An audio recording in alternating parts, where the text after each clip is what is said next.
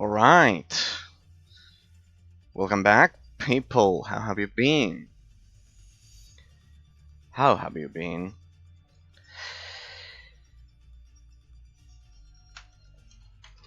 What a great weekend, guys. What a great weekend, because after all, this weekend I was finally able to solo Westminster Catacombs over at Hellgate London after a pretty huge effort last week. Alright. We'll leave this over here. We'll leave this over here. We are ready to begin. There we go. Perfect. We'll change this. We'll change these tags. No, I already changed them. There we go. Perfect. Integral history of PC game genres. Perfect. Ladies and gentlemen, just in case you are, first of all, welcome. And just in case you're wondering, on Saturday I was finally able to solo Westminster Catacombs in Hellgate, London, in London 2038, after a pretty huge effort. So we are gonna take a rest. We're gonna take a rest for some moments. This stream and the next one, we will be doing some videos some streams that I had pending, right? The 2023 PC gaming collection tool, right? The 2023 collection tool. I want to go over the rules once again, like I did last year, because it took me half an hour. Anyways, I'll write them. It'll be easier if I just write them in the description of the YouTube pod, because these are basically streams that are generally meant to be watched as YouTube pods, though I stream them just in case anyone wants to ask any questions live, but they are generally more watched as YouTube pods. Right, so I'll make use of that and add to the description the intro that I would usually do on stream, right, so we don't lose time. Second thing, thanks to the 19th subscriber of the YouTube channel, from the bottom of my heart, really, I'm always really thankful to anyone who may have taken the time to watch any of my content, be it the epic finale, the epic 8 Tower finale of London 2038, or the Ultimate Nintendo 3DS collection, or even this History of PC Game Genres collection. I'm always thankful, because it means that there are still people who actually care about the truth behind the gaming industry. The fact that there are so many games and so many game genres that are sadly overshadowed and unexplored, and they are simply dying and being forgotten in the depths of history, right? So I'm always thankful for that. And if you subscribe to the channel, of course, I cannot even begin to express how thankful I am with all of you, because it means that you at least liked at some point what I'm doing. And all of my in-depth analysis, which in fact they take a lot of hours to do. So, thanks to the 19th subscriber of the YouTube channel. Sadly, as I always say, your subscription was private, so I cannot call out your name because I cannot see it. But if the subscription is not private, I usually call out the name of the person. Right. What's the idea, people? Next week, until April 14th, I have to do some important paperwork. Some important paperwork, and I won't be able to stream next week on Tuesday and Thursday, because they are pretty close to April 14th, which is an important date for me. So I won't be able to stream next week. What are we gonna do? We are going to begin with the PC tour. We're going to begin with the PC tour. We're going to continue with it till I finish it, and then we'll get into a specific part of the tour, which is the offline, some of the most exotic aspects of it that I simply cannot showcase gameplay here because it will take a lot of hours just showcasing the collection that I'm gonna showcase to all of you. So it will be the offline MOBA showcase, right? Yes, you heard that right. Offline MOBA showcase.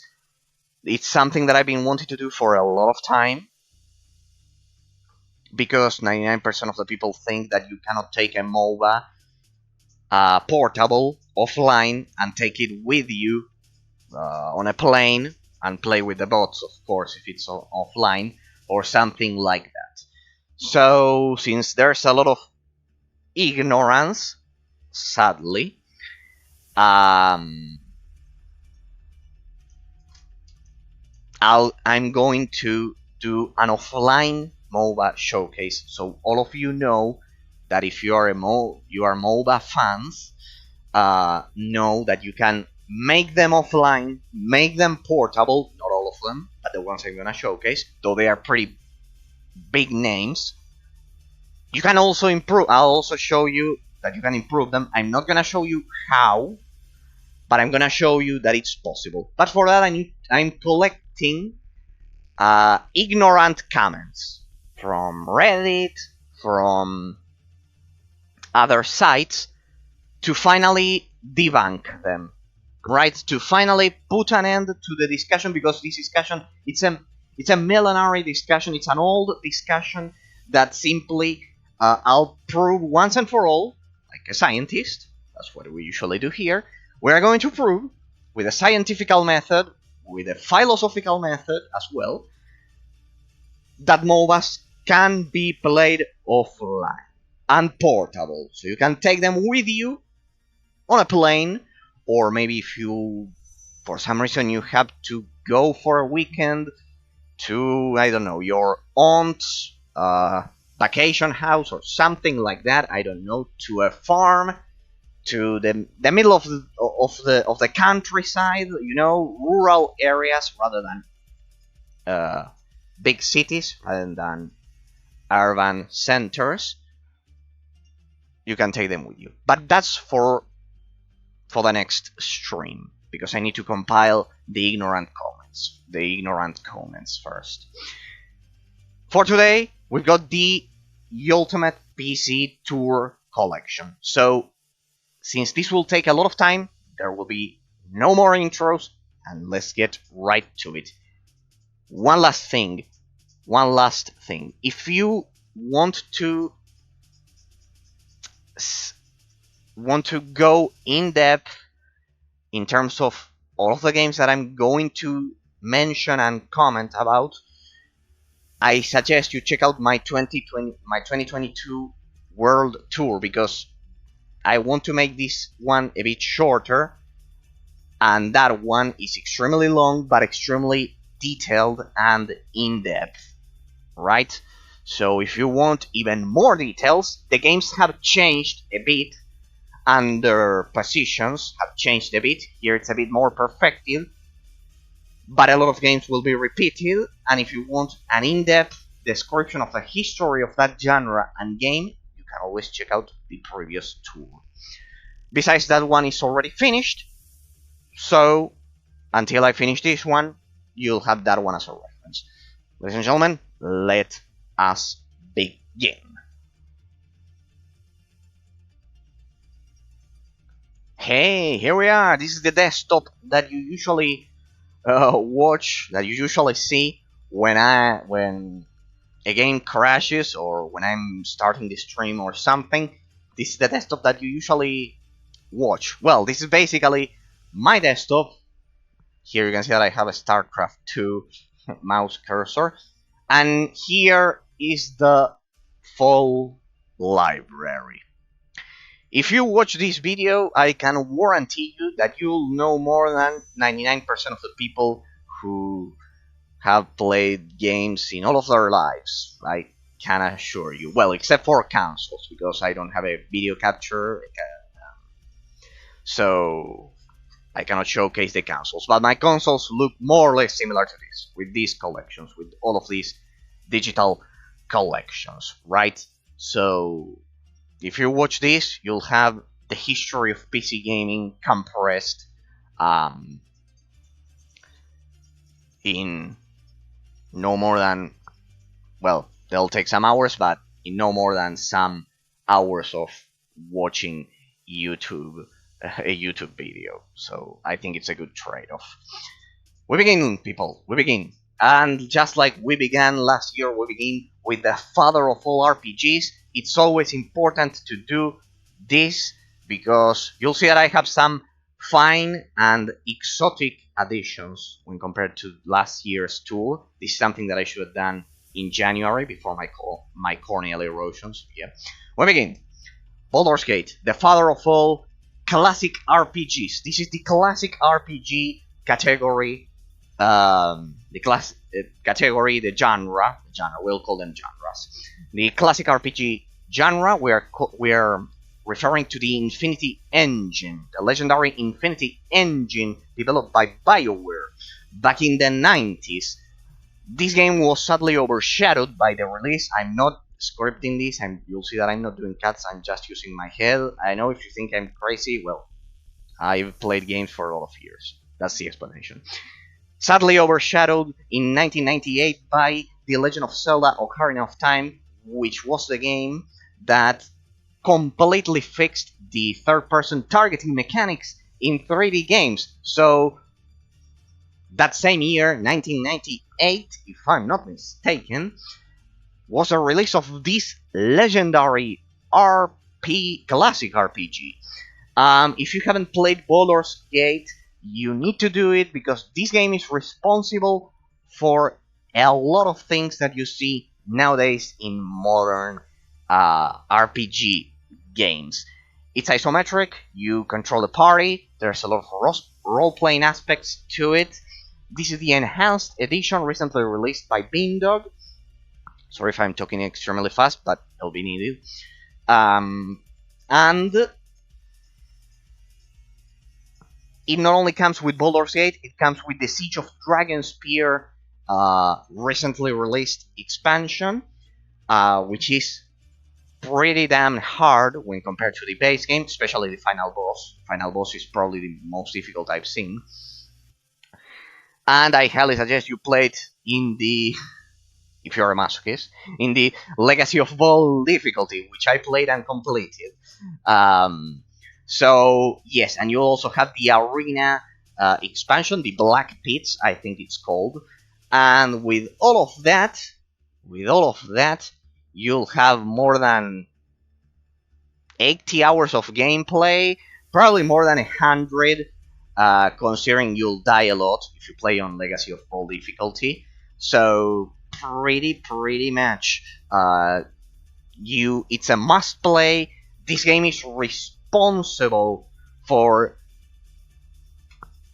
going beyond the turn-based combat gameplay, the boring turn-based combat gameplay that was present back in the 90s. At least for me, this is extremely personal, but I don't like combat turn-based gameplay games. There are a few that I can endure, but this one has a real-time with pause system. A legendary game that you should all know about it, but if you don't know about it, it's the father of all RPGs. It's even more important than Diablo. This game is arguably more important than Diablo. And arguably more important than any other RPG you could possibly think about. Its sequel, Baldur's Gate 2, while at the beginning you'll feel a bit fussy after playing the first one. I like the first one more than the second one. I know an extremely unpopular opinion, but I think the first one, it's kind of like more of a complete package. The second one if you played the first one, you'll see that it's more or less at the beginning, especially at the beginning, Baldur's Gate 2 is a weird game because you don't know where you'll be, where you are, what are you doing, what are you meant to do, what's the objective of the game. You won't know anything. You won't understand anything even if you played the first game. It's true that if you play the end of the expansion of Baldur's Gate 1, the Siege of Dragonspear, it's true that they added a bit of a link, a bit of a connection between the ending of the first game and the beginning of the second game. It's true. But they still couldn't fully explain how you end up where you end up at the beginning of Baldur's Gate 2. I don't want to make spoilers.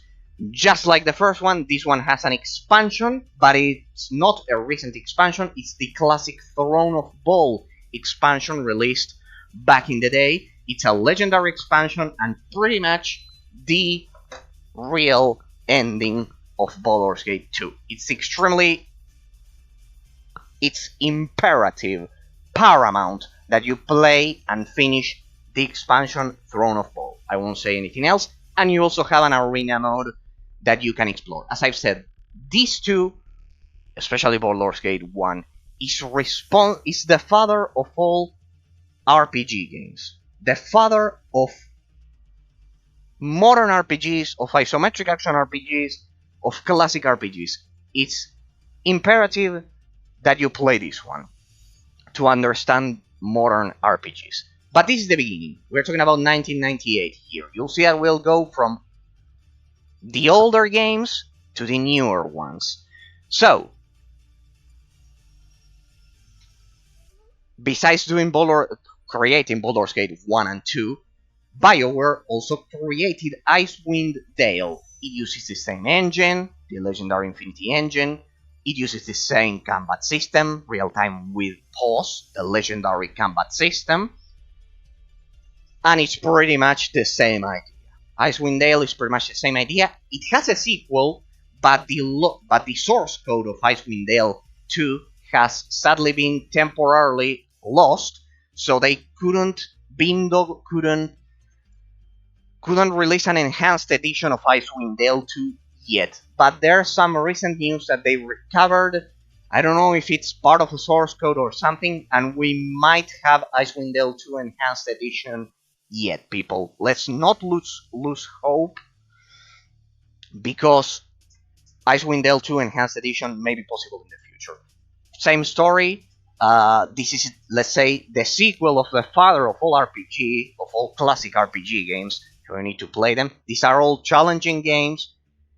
You'll have to reload a lot, so I can guarantee you they will provide you more than 100 hours of gameplay, between role-playing, between classic gameplay mechanics, everything.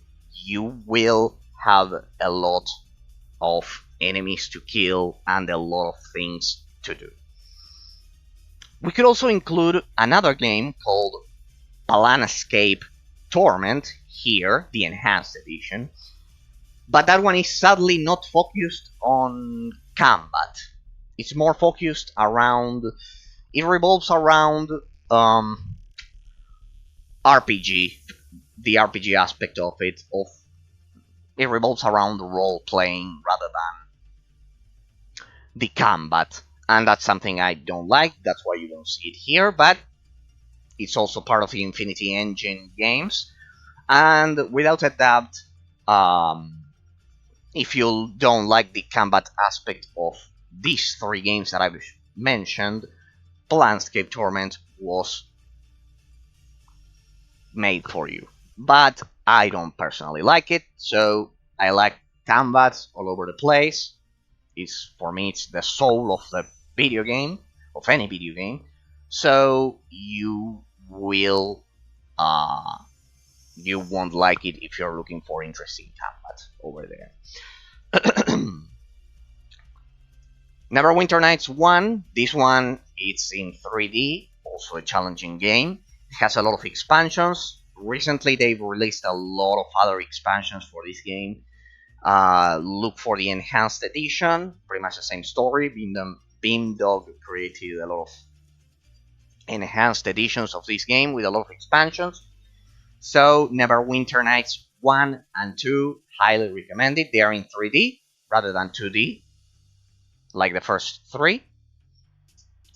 So if you like these ones, if you like the first 2, Baldur's Gate and Icewind Dale 2, or Planescape Torment, Neverwinter Nights 1 and 2, they are pretty much mandatory. They are the natural evolution of the classic RPG genre. I would also mention that perhaps if you liked more modern 3D party-based RPGs with real-time with post-combat, like Knights of the Old Republic, which is my favorite game of all time, the second one, also the first one, but more the second one, you'll probably like Neverwinter Nights 1 and 2 as well. So, once you play the father of all RPGs, you can play his children. Right? Pretty much. Lionheart, Legacy of the Crusader. We are back. We are back to 2D games. This is an interesting game because it's a US company, if I remember correctly. Black Isle Studios, something like that, a legendary RPG developer who pretty much contributed also to the creation of all of these alongside BioWare. But this one is a bit more obscure. I wanted to showcase this, and I think I'm going to showcase it because I finally managed to make it run at a decent resolution at 1080p. I couldn't make it run at 1440p, but it's pretty much like Baldur's Gate. But as you can see, it's a game with this game has the setting of this game is the Thracian Crusades, and it's interesting because the company was US based, but it perfectly interpreted the Spanish references that this game has. This game has a lot of Spanish references. It has a lot of Spanish words. You know that my native language is Spanish, so this game is extremely incredible because the US studio behind it perfectly recreated everything. They perfectly recreated all of the aspects of the Crusades and everything, and it also has fantasy mixed in it. So incredible. If you like Baldur's Gate, you'll probably like this game. The combat system is real time with pause as well. I'm going to showcase it eventually, but I must be prepared for it because I know that it's rather hard, just like Baldur's Gate. Temple of Elemental Evil. This one is turn-based. It's one of the few turn-based games that you'll see here, most of them condensed in this first genre, the classic RPG genre, CRPG. And here you can see that this one, for example, it has a turn-based combat system. Why do I have it here if I don't like turn-based games? Because this one is basically a perfect recreation of Dungeons and Dragons in 2D. That's the idea.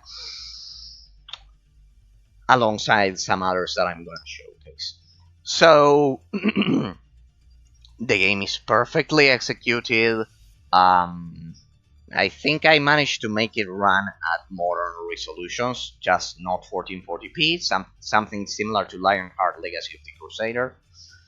And this one I think is also 2D, but I would say that the combat system, while it is turn-based, it somehow has the speed of real-time with pause, so that's why I have it here, even though I generally don't like turn-based games. I rather have real-time with pause, just like the ones that I commented. A great example of real-time with pause, we've got Heretic Kingdoms, The Inquisition. I bet you don't imagine what company released this. Yes, the company behind this game is the same that released a game that I showcased last year, Shadows Awakening. Yes, Shadows Awakening. Shadows Awakening. Games Farm. Basically, called A Heretic Kingdoms, the Inquisition is the prequel of Shadows Awakening, their original game, released 20 years before Shadows Awakening. I completed Shadows Awakening on stream with a 100% completion walkthrough on extreme difficulty.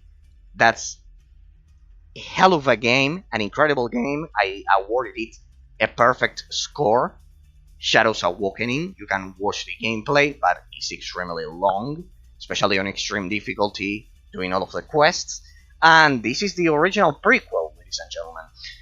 Basically, you want to have this one, it's real-time with pause once again, but this one leans more towards action. It doesn't get to the point of point-and-click action RPG, it's still real-time with pause.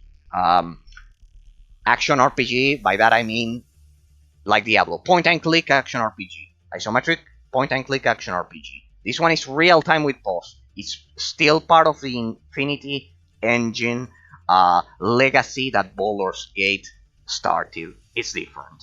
So it's real-time with pause. I don't know if you control the party or not. I should investigate that. But I think you don't control the full party. Dungeon Siege 1, alongside its expansion, Legends of Arana. This one was developed by Chris Taylor, also known for Supreme Commander, for the Supreme Commander series, gas-powered games, Space Siege, that we're going to showcase in the next genre category, the Isometric Action RPG genre. But Dungeon Siege 1, Legends of Arana, its expansion, was the original creation of Chris Taylor. This one is extremely interesting because it completely blends the real-time strategy with the real-time strategy genre with the legendary real-time with pause combat system.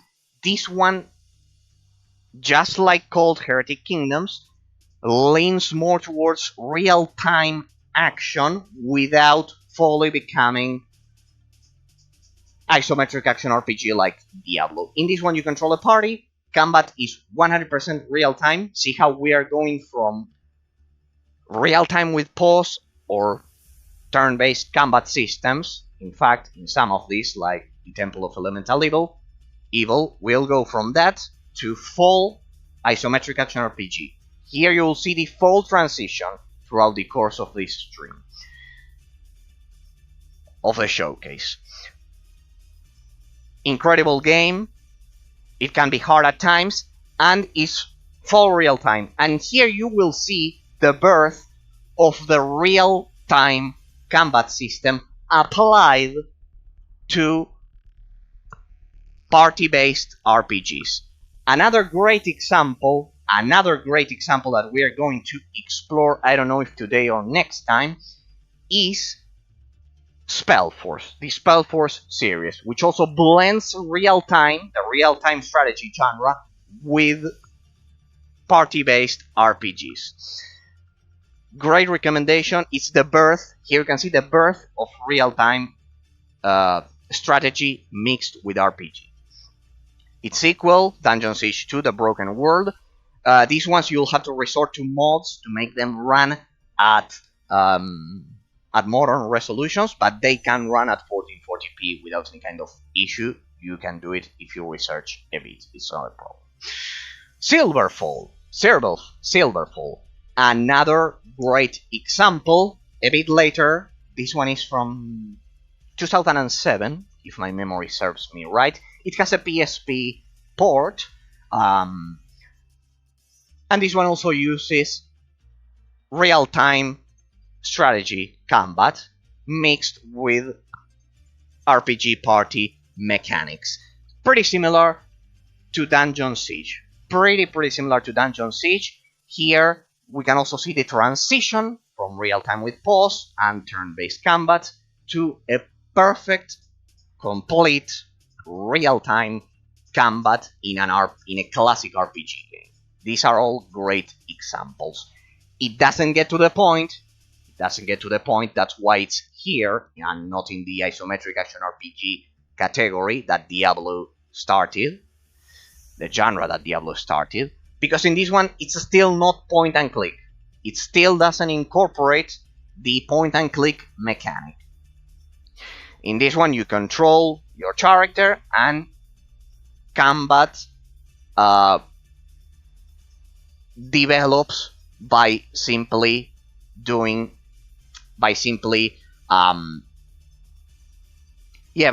disguising a turn-based internal combat system in like your character automatically attacks like that rather than point and click. That's the difference. That's the only difference. But these three, I would argue, would be kind of like the middle term between full isometric action RPG like Diablo here and real-time with post-combat. Alright, let's not waste time, ladies and gentlemen, because we have a long showcase ahead of us. Drakensang 1, The Dark Eye. This is a German game. This is the German interpretation of Dungeons and Dragons. Believe it or not. This is the German interpretation of Dungeons and Dragons. I need to showcase this one eventually. Just like I mentioned while I was beating Hellgate London the other day, that the Warlock atop Firetop Mountain, or the Warlock of Firetop Mountain, according to the game that you play, is the British interpretation of Dungeons and Dragons, and just like Baldur's Gate is the classic US interpretation of Dungeons and Dragons, Drakensang the Dark Eye is the German interpretation of Dungeons and Dragons. That's the idea. It's basically a much more modern, with different rules, Baldur's Gate. Yes. Though this one has extremely impressive graphics for the time it was developed in. It's fully in 3D. It's completely in 3D. It has gorgeous illumination effects, gorgeous bloom, everything. And the mechanics are similar to another game that we are going to cover, which is Dragon Age Origins by BioWare from 2009. Pretty popular. It's one of my favorite games of all time because it's, I would argue it's the true spiritual successor of Knights of the Old Republic, Dragon Age Origins. And this one is pretty similar. Real time with post combat. It's still not point and click. That's why it's here instead of in the isometric action RPG genre of Diablo. But it's completely real time. It's with pause. You can pause, you control the party, and you kill the enemies. It basically had a sequel, Drakensang 2, The River of Time. Then they developed an MMORPG of it after the craze of World of Warcraft, and they basically lost the essence of Drakensang. But it's still a pretty good game, pretty similar to what happened to Neverwinter that I mentioned previously. There's a Neverwinter MMO after Neverwinter Nights 2. Well, something similar happened to Drakensang. And just like those two examples, something similar happened to Torchlight, remember, because Torchlight 3 was meant to be Torchlight Frontiers, but then they fortunately reversed the decision. They decided that it wasn't the course of action. They were about to go bankrupt if they did that. But well, Confrontation. Few people know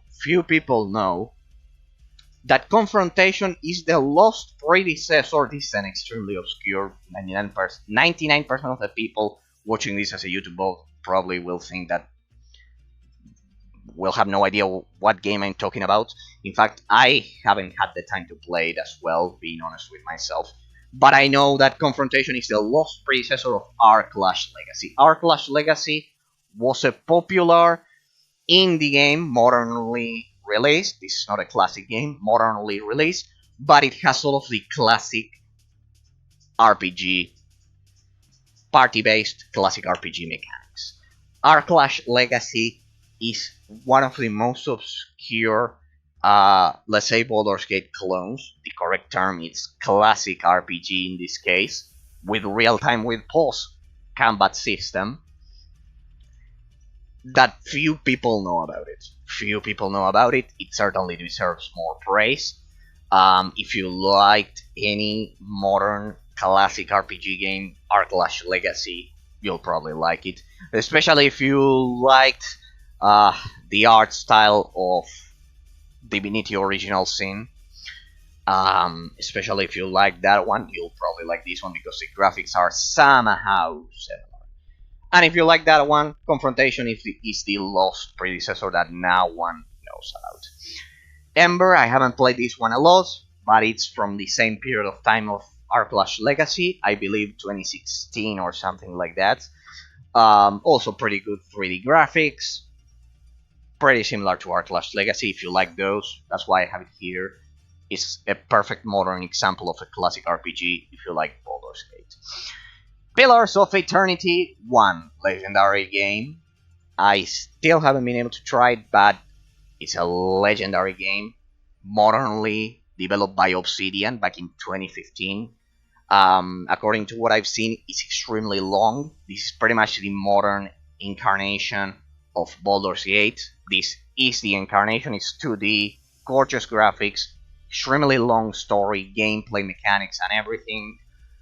This one, you can spend easily months playing it, over 100 hours of gameplay. It's made by Obsidian, and I would arguably say that Obsidian and BioWare, they are the best at this, and it's pretty much what Knights of the Old Republic is to Knights of the Old Republic 1, this one will be to Baldur's Gate. Baldur's Gate developed by BioWare, this one by Obsidian. It had an incredible sequel, and Tyranny is the third game in the series. It has a different name, but it's basically Pillars of Eternity 3. It's the same engine, same everything. You play as the villain instead of heroes, and it's pretty much the same story. What could I say about it? These 3 games, they are pretty much mandatory. I should have played those 3 games immediately after finishing Baldur's Gate 1 and 2, but I have so many games to play that I couldn't play them. But they are a huge pending debt that I have. Sword Coast Legends. The last game developed by... I don't remember the company, but I know it's the last game before they went bankrupt. And I honestly don't know why, because this game is amazing. It has gorgeous graphics, it's classic RPG, it has classic RPG gameplay mechanics, party-based.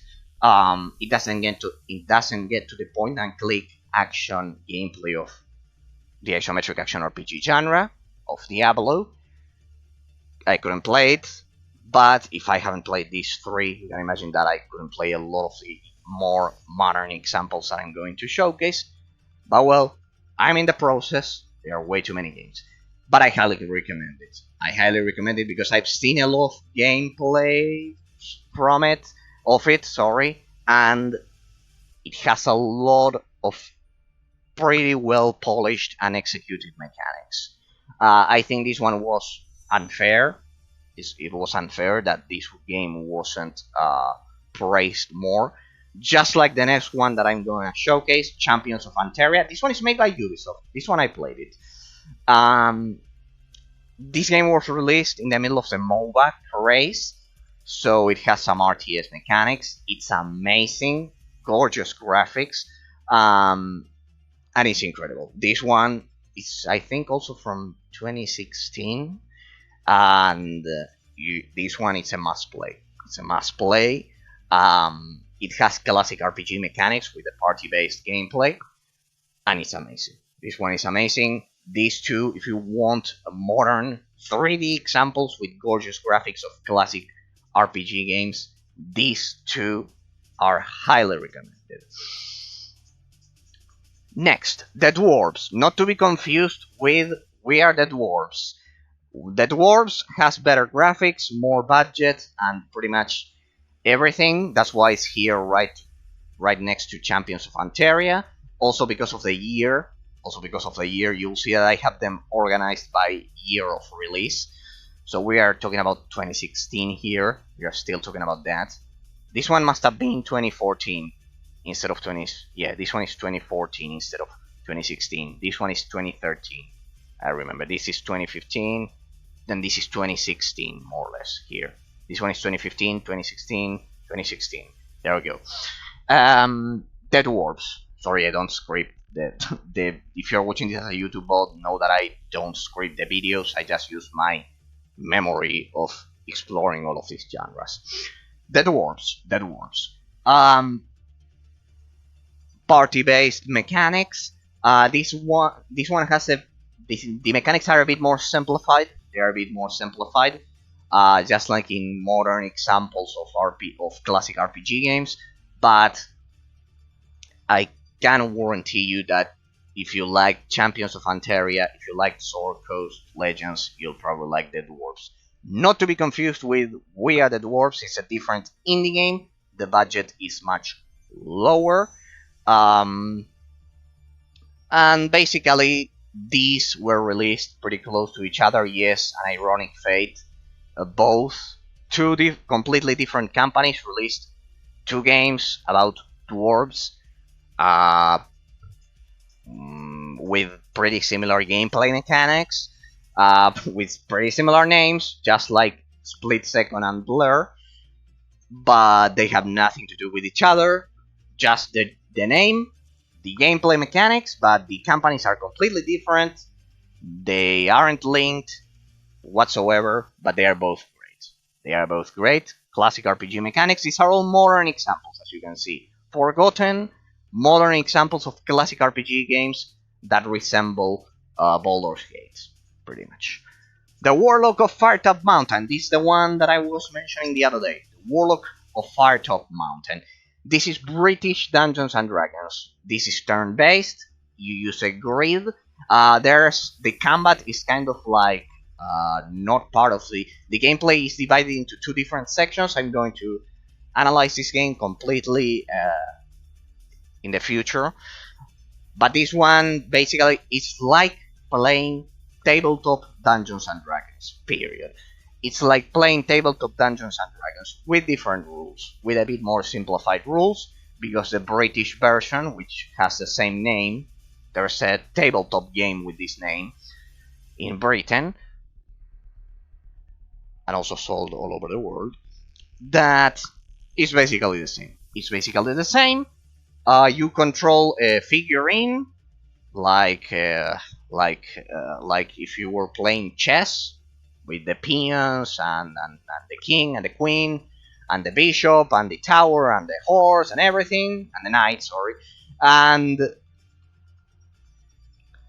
you traverse. The difference is that here the idea is to get to the top of a mountain. That's the only difference, rather than creating your own story and beating the warlock.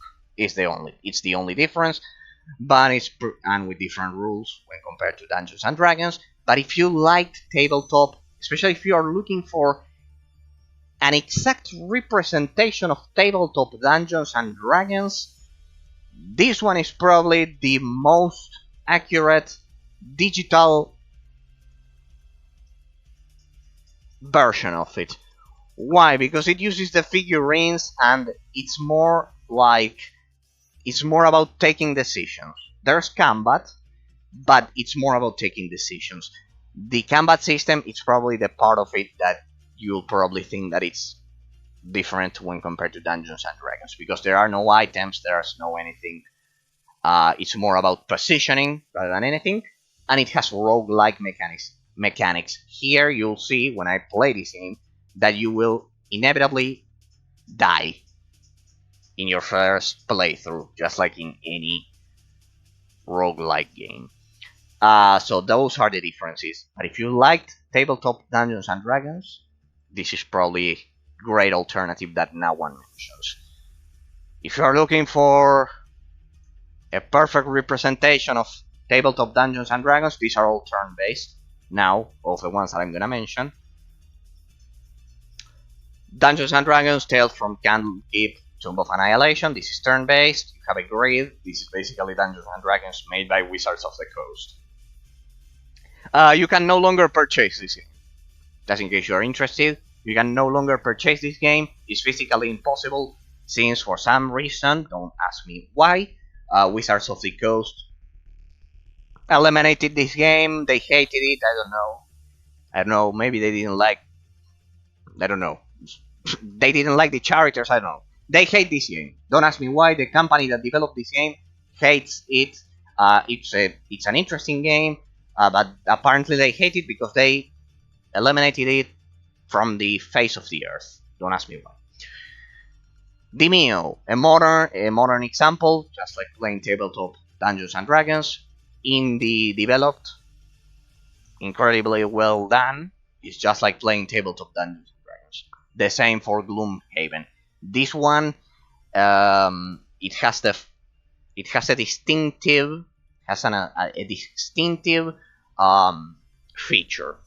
distinctive feature. Gloomhaven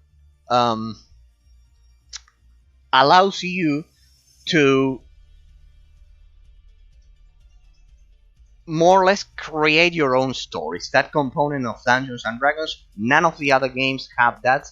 That is exclusive to this game. I would argue that the combat system in this one is not as good as the other ones, but it has that component. It allows you to kind of like create your own stories because you basically rest in a town and then explore different random dungeons. That randomized factor allows tabletop Dungeons and Dragons players to basically feel something similar as if they were playing with some friends, kind of like with the Dungeon Master, with the creating the randomized dungeons. That's basically the merit, the special feature that this game has, which is different when compared to the previous ones. In terms of combat system, I would argue that the other ones are superior. Demeo, Tomb of Annihilation. This one is different. This one is not Dungeons and Dragons. It's not US Dungeons and Dragons. It's British, so it has different rules. But well, this one isn't a tabletop Dungeons and Dragons game. This is real time with pause. Extremely unknown and probably the biggest sleeper, the biggest underrated gem, the biggest unknown indie game that deserves to be praised, the Tower of Time. It uses a hybrid combat system which mixes time manipulation mechanics with classic party-based RPG gameplay mechanics.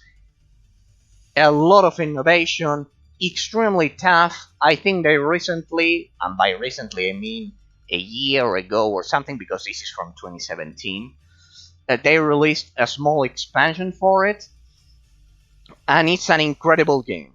It's an incredible game. If you are looking for a new twist in the Dungeons and Dragons formula, Tower of Time was made for you.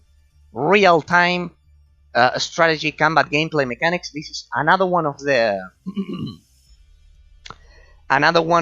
inheritors of the RTS mixed with RPG party-based combat mechanics formula that started with Dungeon Siege and Silverfall. So highly recommended. I could spend much more time speaking about it, but I have to finish this showcase. This is a sleeper. An incredible sleeper.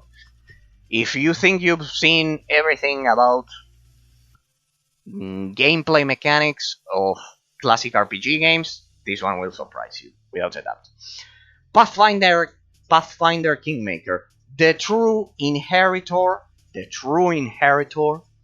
of Pillars of Eternity and of Baldur's Gate, the true most modern inheritor of the classic RPG real-time with pause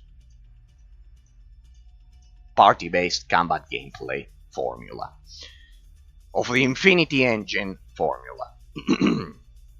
The true inheritor, not Divinity Original Sin. This is something that people get confused about. most of the time. In case you don't know, I finished Divinity Original Sin on the highest difficulty, doing 100% of the side quests, which is, I think my my playthrough of this, I did it offline. It's like something like 120 hours, something like that. I completely finished this game just to prove and completely understand that people, what's the current situation? Why do people think that this is the inheritor of Baldur's Gate? No. The fact that the company behind this is extremely important, something that I've criticized a lot in the past.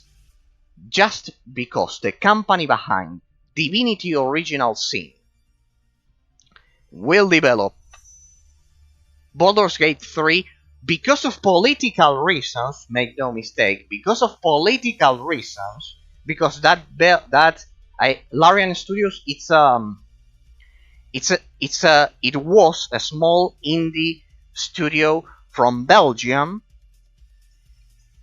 that developed this game, and they developed an old school game similar to Heretic Kingdom's Inquisition, the same period of time.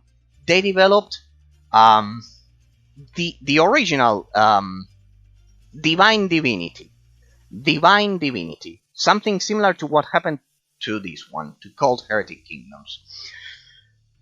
So they developed Divine Divinity. It was real time with pause. The combat system of Divine Divinity. And then, like 20 years later, they developed Divinity Original Sin 1. Not the Enhanced Edition. They started with... It lacked a lot of content. It was a slow process. This studio from Belgium, it's Larian Studios. So, this time, they went with the turn-based formula, that tried to resemble to Dungeons & Dragons. They tried to leech from the Dungeons & Dragons formula that was popular at the time because of a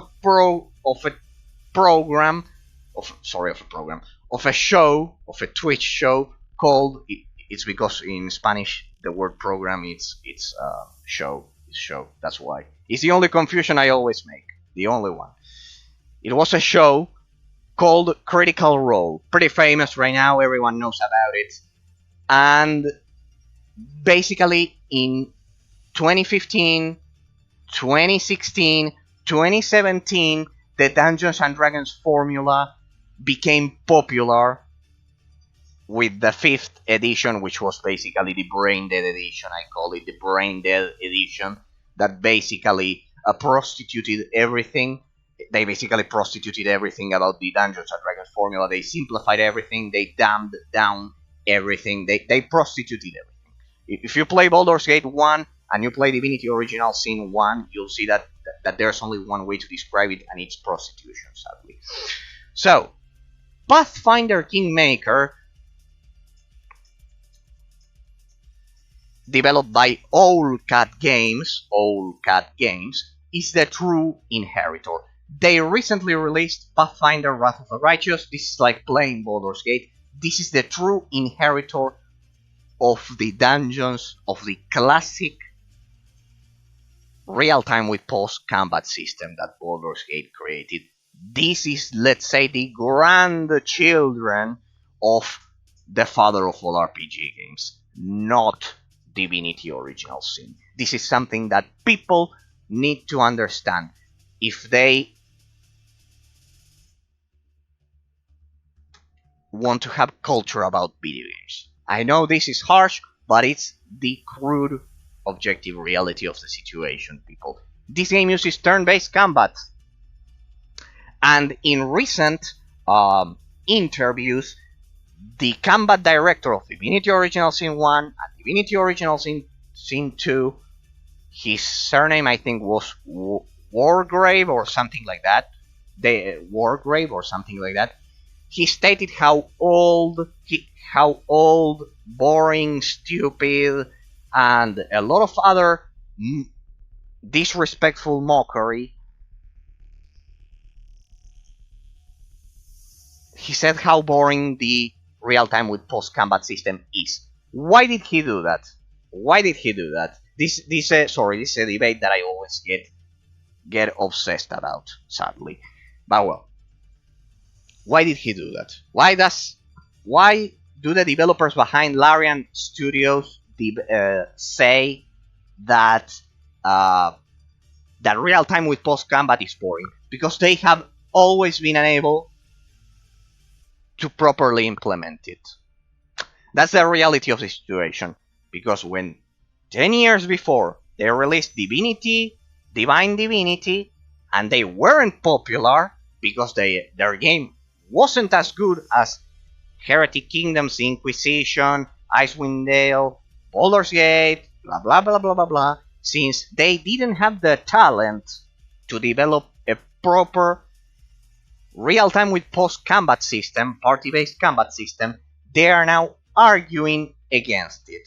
Because back then they wanted to do it properly and they couldn't. And nowadays this company recently, going back to the political reasons, I won't talk about what Baldur's Gate 3 will be, but you can imagine what it will be. They got the license from Wizards of the Coast after developing Divinity Original Sin 2 and after being the complete opposite when compared to Pathfinder. Which you can imagine which country or in which country the Camp Old Cat Games is based on. You can imagine it.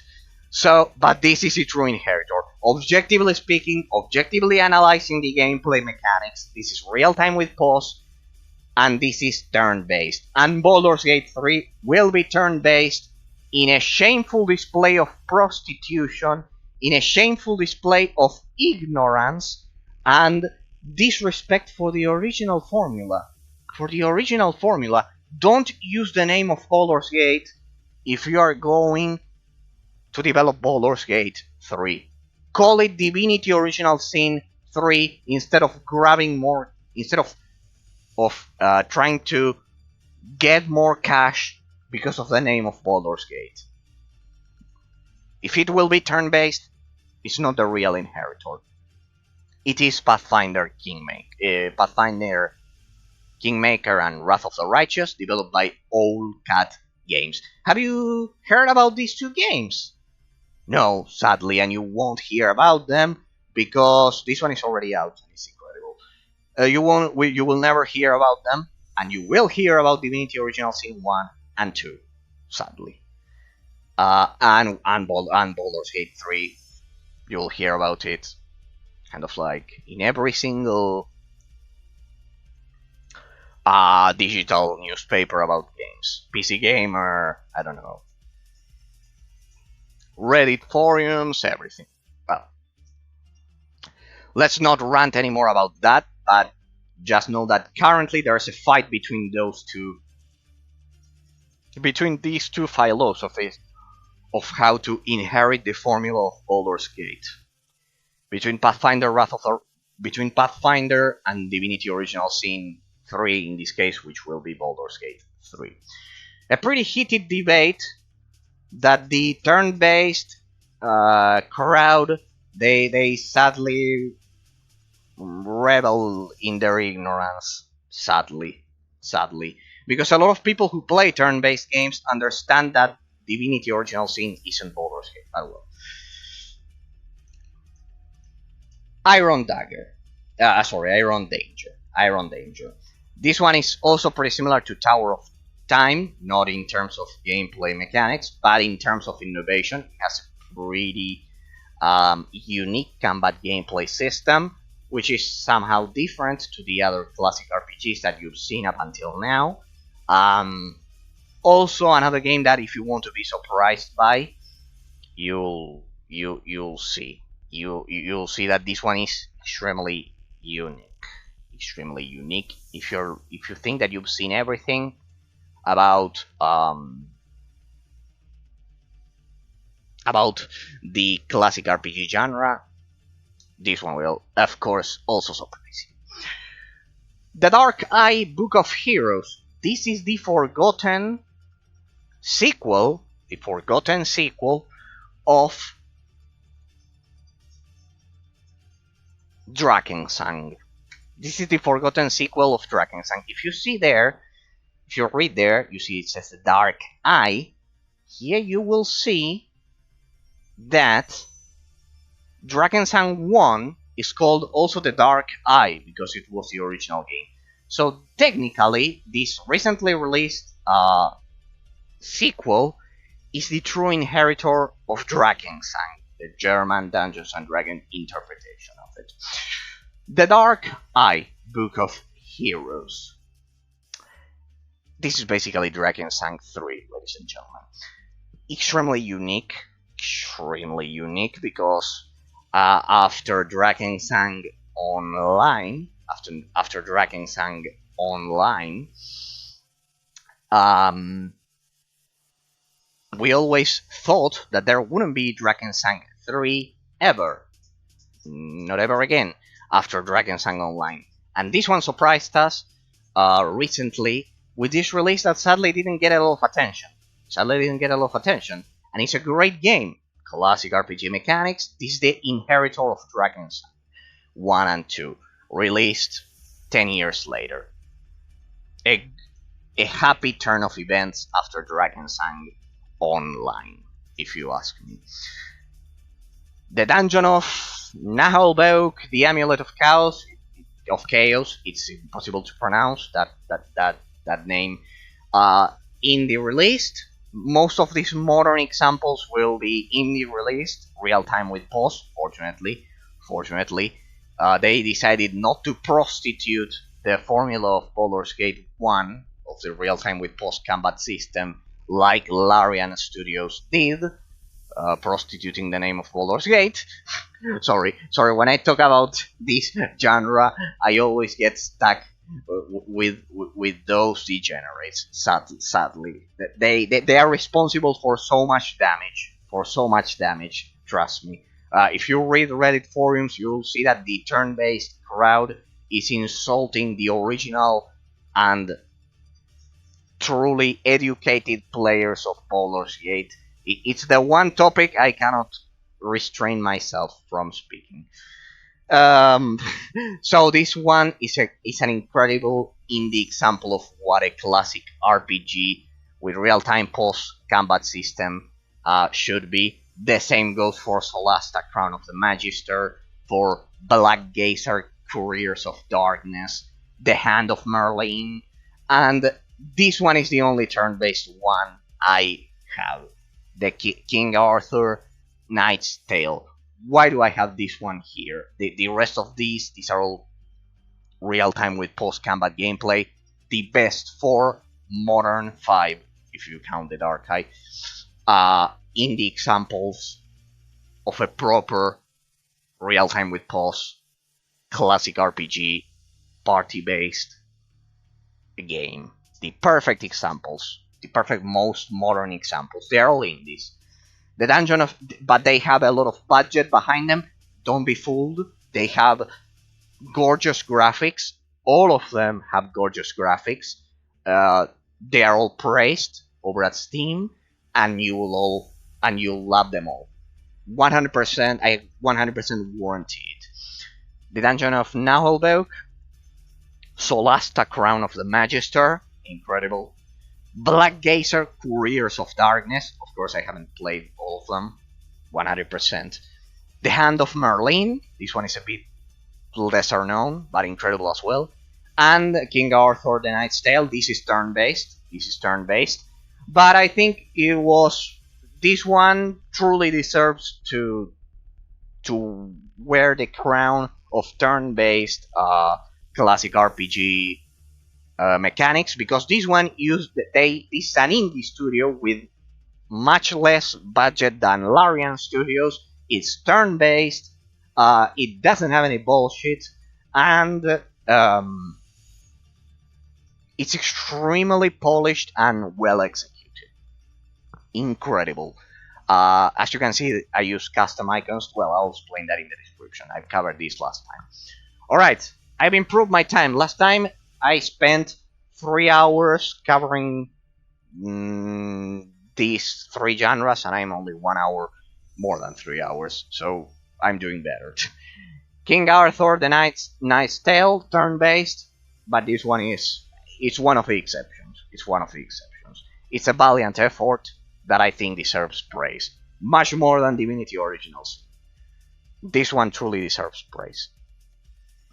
Alright, people, after that incredible and interesting rant about Larian Studios, which you can see that I love with all of my heart, I love them with all of my heart for prostituting Baldur's Gate. You can see that I love them. We begin, end of the debate, we begin with the isometric action RPG genre started by the legendary Diablo 1. With the legendary Diablo 1.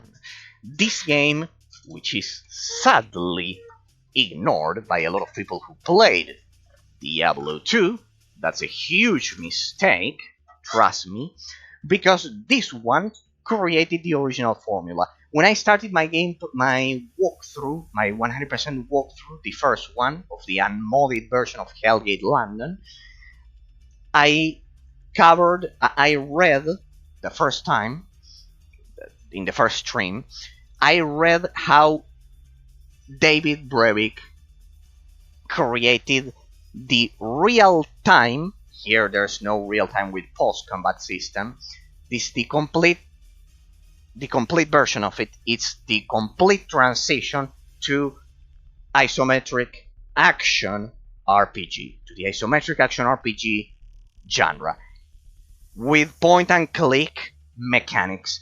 Here, your characters won't automatically attack. That's the huge but subtle difference between real-time with pause, classic RPG games like Baldur's Gate, and this one.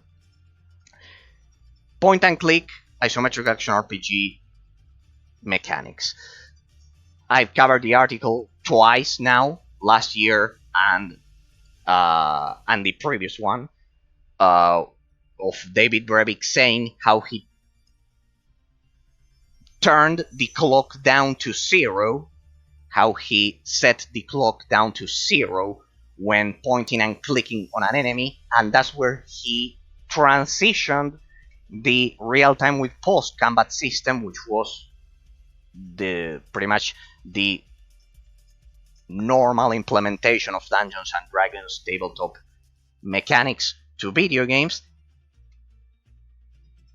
He completed the transition to the independence of the isometric action RPG genre. Diablo 1. Let's talk about this one. In case you're interested, I covered that article in the first walkthrough of Hellgate London, the unmodded version. In depth, extremely in depth, I covered it.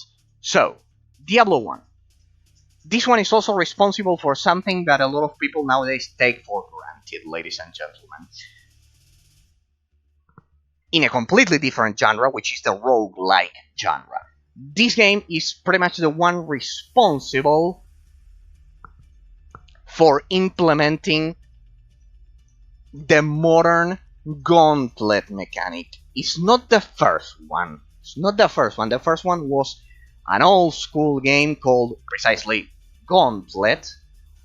But Diablo 1 is the one that popularized it and merged it with the isometric action RPG genre and much more in-depth RPG elements like managing your gear, we're talking about stats, the stats system that you see in modern RPG games.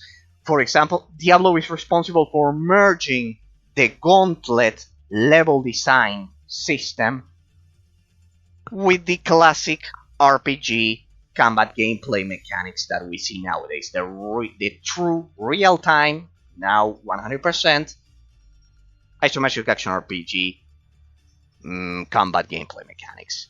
Right? That's a huge step forward that this game did. We should all thank David Brevik for discovering that. I covered the article. As I've said, I won't go over it again here because it will take a lot of time.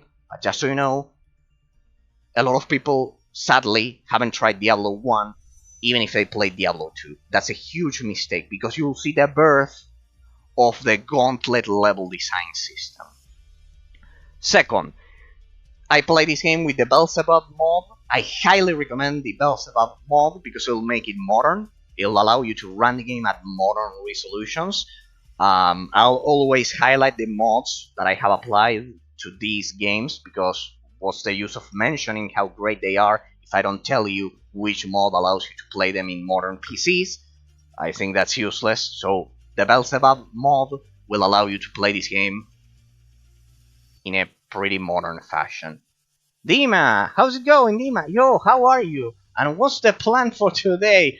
Sorry, Dima, today I won't be playing London 2038 because I've been. Oh no, well, first of all, Dima, I have to thank you because without watching how you killed that Balafar demon back when we played together last time, I would have never been able to kill the Deep Crow like I did on Saturday when I was recording the ending for um, for the Westminster Catacombs. Without watching how you trapped that Balafar demon, I would have never been able to trap the Deep Crow. First, I lured the lieutenants. First, I lured the lieutenants one by one, and then I killed it once he didn't have the detection range required to prevent me from sniping it. Great job on killing the chicken, boss. Yeah. Now I see why you mentioned that instantly regenerating health. That regenerating health was a flawed mechanic in that game. Now I see it. You knew what you were talking about. You perfectly knew what you were talking about. But I never imagined that instead of gradually, that thing would recover its health instantly. Instantly, instead of rather than gradually. I left in a comment, in a pinned comment of the video, of course, thanks to you, and I personally say thanks, Dima, because without all of the gear you gave me and without seeing how you trapped that Balafar demon, I would have never deduced how to lure the lieutenants and then kill the Deep Crow, kind of like isolated. I would have never guessed it. I would have never deduced it because it was a pretty challenging. I had to there, and I also explained there how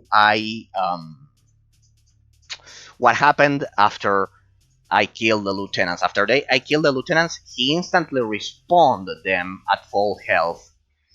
So it was basically unkillable. It was basically unkillable. So I devised this strategy. Sorry that I won't be playing London 2038 today, and because I need to take a rest after that. After I deduced how to lure the lieutenants and that I could kill it, because it seemed impossible for a lot of hours, I'll take a bit of a rest. I need to take a bit of a rest. And besides, this is you have Dawn of the Dead, Australia, and Mythical Boss left. Yeah, I was about to. I'm going to begin with Dawn of the Dead because Australia was brutal.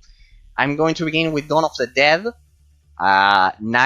Nightmare, I don't know, or if I can do it in normal difficulty, in elite difficulty. But yes, I'll continue playing because we still have a lot of things to showcase about Hellgate London, just not the Abyss section of it. I kind of like divided it in sections. Kind of like Stonehenge, Abyss, which were the two huge things that I wanted to complete. And now we have Australia, the Dawn of the Dead, and Mythical Boss. I don't know what you are referring to, but you are the official tour guide, so you will guide me throughout what else the game has to offer. Yes. Yes. So I think we also have Talox left, the Talox demon.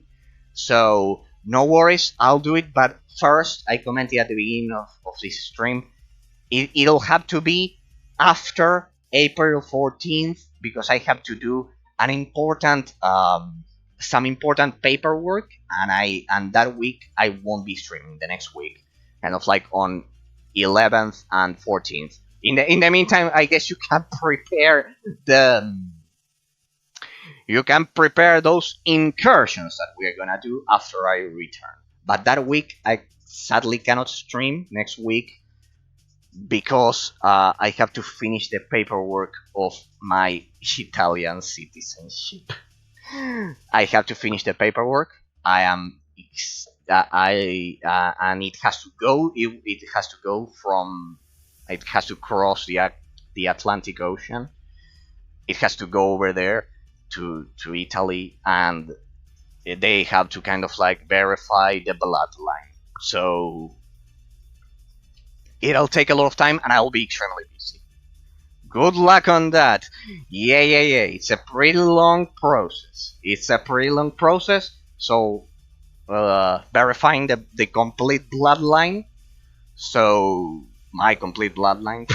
So, they have to go all the way to my great grandfather. Like that. And well, it's a long and arduous process, and well, I need to be 100% focused on that. But after April 14th, I'll probably return on Sunday of next week, since I won't stream on the 11th and 14th. I'll return on Sunday, and on Sunday and the next week of that one, we can cover those bosses that you are mentioning. I don't know where they are, so I might have to wait until you can guide me. The Australian maps I know, but I'll probably get killed in a second. So, when you are ready, you tell me, and we do those. In case you see that I'm not streaming all those things, just in case you have a Discord account, no problems. If you don't, no worries about it. If you don't have one or anything, but in my Discord, you can tell me I'm ready. I'm ready to do it. We are ready. Let's do it. Or whenever I log in, whatever is more comfortable for you. I have no issues. No issues at all. So just in case you see that I disappear, just like what happened last month. This time it will be just a week, but just in case you see that I don't log in, that'll be the thing. I wanted to finish West the Abyss because of this. I wanted to finish it because of before next week because of this. But well, just so you know, there you can tell me I'm ready or when I log into it. Okay. Today, going back to the first question, what's the plan? I am doing the 2023 PC tour. Just so you know, anyone else who's watching this as a YouTube ball, I usually don't say this, but anyone who follows the channel on Twitch know that you are always welcome to the Discord. I have some crazy long rules there, but ignore them if you are a respectful person. I know that a lot of you watch this as YouTube balls, or the followers of the channel who watch this as Twitch balls, but they are not in my small Discord. Don't worry, all followers are always welcome. You are all friends of mine in my heart. So anyone know that there we are four people. We are all extremely respectful, and although Discord it's generally me just giving game news and analysis. Pretty much, we don't talk a lot, but well, just so you know, any other viewer over at YouTube who is interested in my game analysis, the 3DS game collection, for example. I also post news and analysis of those. It's basically me posting those. Right. Going back to the first question. I'm doing pretty well, Dima. I have to thank you once again. I left a personal thanks in the YouTube vid. Because without seeing how you killed that, how you trapped that ball of hard demon, I would have never been able to kill it. And what's the plan for today? Today I'm doing the comprehensive history of PC games, of my PC game collection, and pretty much people who watch this video, the idea is to compress the whole history of several game genres in one stream. Pretty difficult, but I've done it last year, and on January this was a pending debt I had, because on January I was meant to do this after finishing the base version of Hellgate London, and I'm covering all of that. I've already covered the classic RPG genre, and I was exactly beginning with the Isometric Action RPG genre. Here I cover pretty much people who watch these VODs, or this stream in this case, they pretty much have an idea of the complete history of PC games in... It usually takes me 3 hours per row, more or less, but I'm trying to do it faster this time. So, pretty much, the whole compressed history of PC games. And yeah. It's something that I usually do every year. With the changes I've made, and pretty much I cover everything. So people who watch this probably will have more idea of the history of PC games than 99% of the people. And also those who are looking for other games similar to the popular ones, but that have been sadly not recognized by the critics. That's pretty much the idea. So I'll go back to London 2038 because we still have a lot of things to cover. But since next week I have this issue that I've told you, I will do a rest. Also because of the Westminster Catacruz kill. At some point, for several hours, I thought that kill was impossible, but I found a way thanks to you. So it was incredible. And it also took a whole day to just process that stream. So well, I need to continue because this will take a lot of time. So that's the idea. I'll cover this one, and then I'll do the offline MOBA showcase. We'll leave it for later. But yeah, and once I return after April 14th, we will go back and we can do all of those. Dawn of the Dead, Australia, and Mythical Boss left. Yeah, and we also have Nightmare left. And I want to continue showcasing London 2038 because it's an important game. It's an important game for anyone who played Borderlands and Destiny and the looter-shooter genre in general. So it's an important game that it deserves much more praise. That's why I need to continue showcasing it. We still have Nightmare difficulty and everything. So yeah. We'll continue with that one after April 14th. And in the meantime, I'm taking a rest because of that psycho kill of last time. So,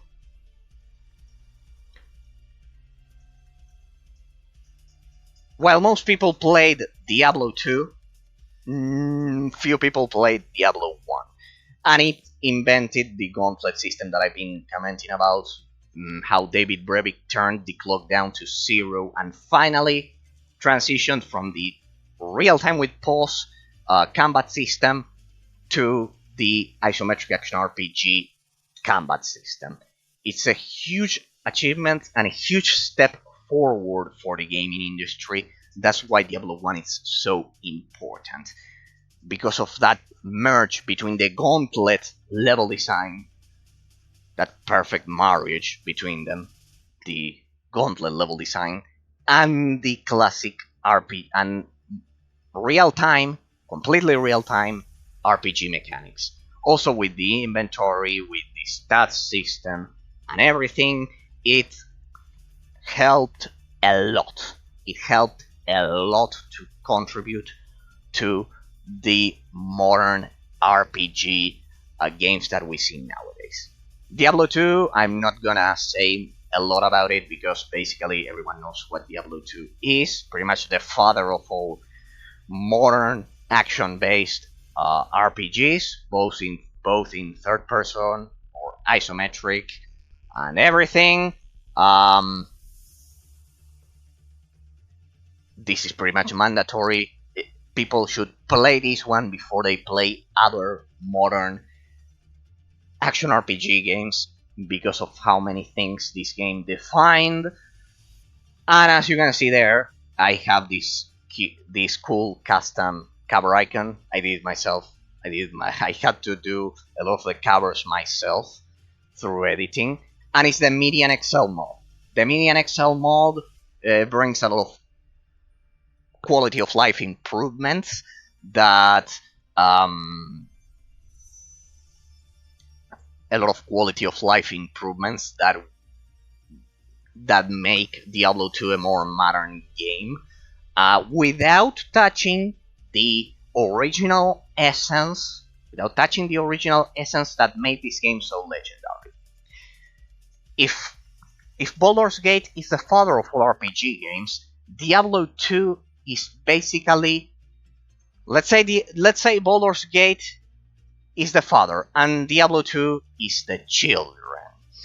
The children responsible for controlling all other RPG games. So the Median Excel mode won't modify the essence, but it will make it probably 1,000 times better in terms of the slight mistakes that the original Diablo had. It's pretty much the only way I'm aware of playing the game at modern resolutions, frame rates, and it also fixes the cinematics, the legendary Blizzard cinematics that are backed in the original release. It of course includes the Lord of Destruction expansion, so I rolled a Necromancer just in case you are interested. I'm in Nightmare difficulty, and I've finished the base game several times. So I still have this one here, even if I have the resurrected version, which is a modern remake that Blizzard did after the legendary "Don't you guys have phones?" After that one, after that shameful display over at the Blizzard conference. Yeah, you all have phones. Yeah, they all have phones. After that shameful display that I always remember, they released this one alongside Diablo 4. But you should also keep the Median Excel mode. Why? This is a pretty similar case, precisely, to London 2038. Pretty similar case. It expands it in an extremely similar way without restoring new content. It's not a restore content modification, but it's more of a quality of life in terms of mechanics and gameplay improvements. I mean, mechanics and graphical improvements. Gameplay and graphics, both of them. So I have both of them because this one has enough differences as to earn its own place. So that's why I have those. Nox, the Forgotten. Probably, ladies and gentlemen, you're probably going to hear about the most weird games in this showcase. Nox. We have Nox today.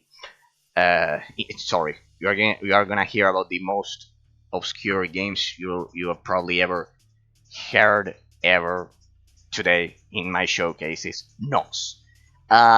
This was the competitor of Diablo, the forgotten competitor of Diablo, developed by Electronic Arts.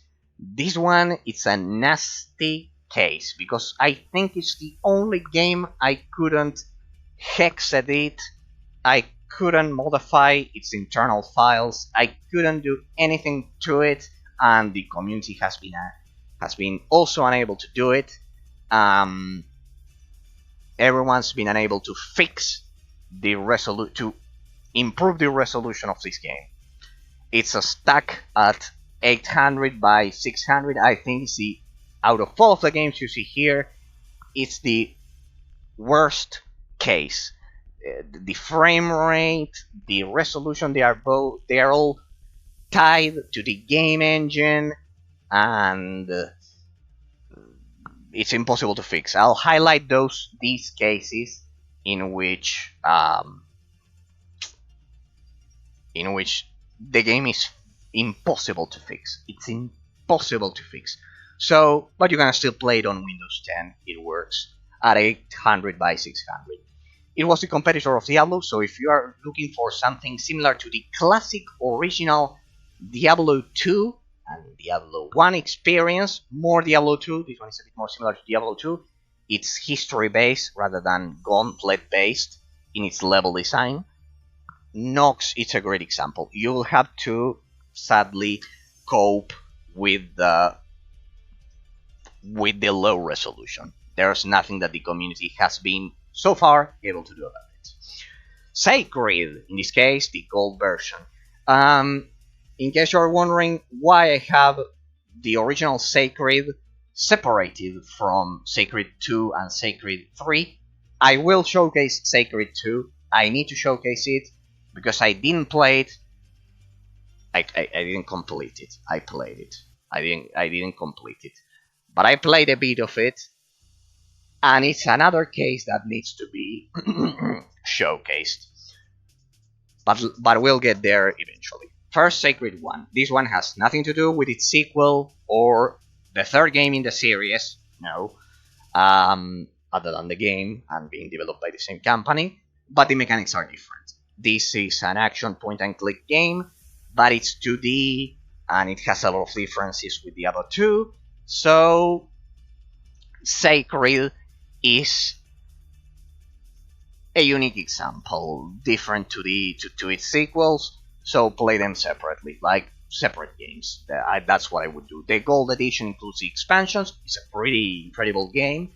And if you're looking for a third alternative to classic Diablo, the classic Diablo 2 experience that you can find, for example, in the Median XL mod. As I've said, the Median XL mod won't alter the original experience, so you'll feel right at home with both Sacred and Nox. Two great recommendations that sadly not a lot of people talk about. So yeah, there you have those two examples. That's why I have them grouped together. Baldur's Gate Dark Alliance. This one has nothing to do with Baldur's Gate 1 or 2. It has nothing to do with the classic RPG turn-based party combat gameplay system. Nothing to do with those. With the real-time with pause system that I've been talking about for the past hour. No. Baldur's Gate Dark Alliance. Baldur's Gate Dark Alliance 2. A lot of people don't know that these two recently got PC ports. These are basically meant to be played with a controller, because they were originally released exclusively on consoles, PS2 and the original Xbox, and the GameCube, the 6th generation. They are pretty much a mix between hack and slash and the isometric action RPG genre, but I would argue they lean much more towards the isometric action RPG genre, though they don't have the point-and-click mechanic. I think... No, in the modern PC release of these, you'll be able to use the mouse, but I don't think they implemented point-and-click. So you'll see at some of the examples of the isometric action RPG genre, just like the classic RPG genre, which covers both real-time with pause combat system and turn-based, and the RTS variants, those 3 variants, the RTS mixed with RPG, the real-time with post-combat system of Baldur's Gate, and the turn-based combat of the rest of the games, just like the classic RPG genre covers those 3 sub-gameplay mechanics. Those are contained within that genre in different examples of games. The isometric action RPG genre involves 2 variants. It involves 2 variants. The point and click isometric action RPG classic gameplay mechanics of Diablo, and the isometric action RPG games which are meant to be played with a controller, which are I would say the no point and click isometric action RPG games. There's no other way to define them. People usually call these hack and slash RPGs, but the complete name would be isometric hack and slash action RPG games. Pretty much, because the camera is still isometric. So, 2 great examples. These are meant to be played with a controller. It can be a bit unintuitive for PC players, but it's the second variant that you'll see. We have some other examples coming right up that you'll see. Fate 1, Traitor's Soul. This one I need to showcase it.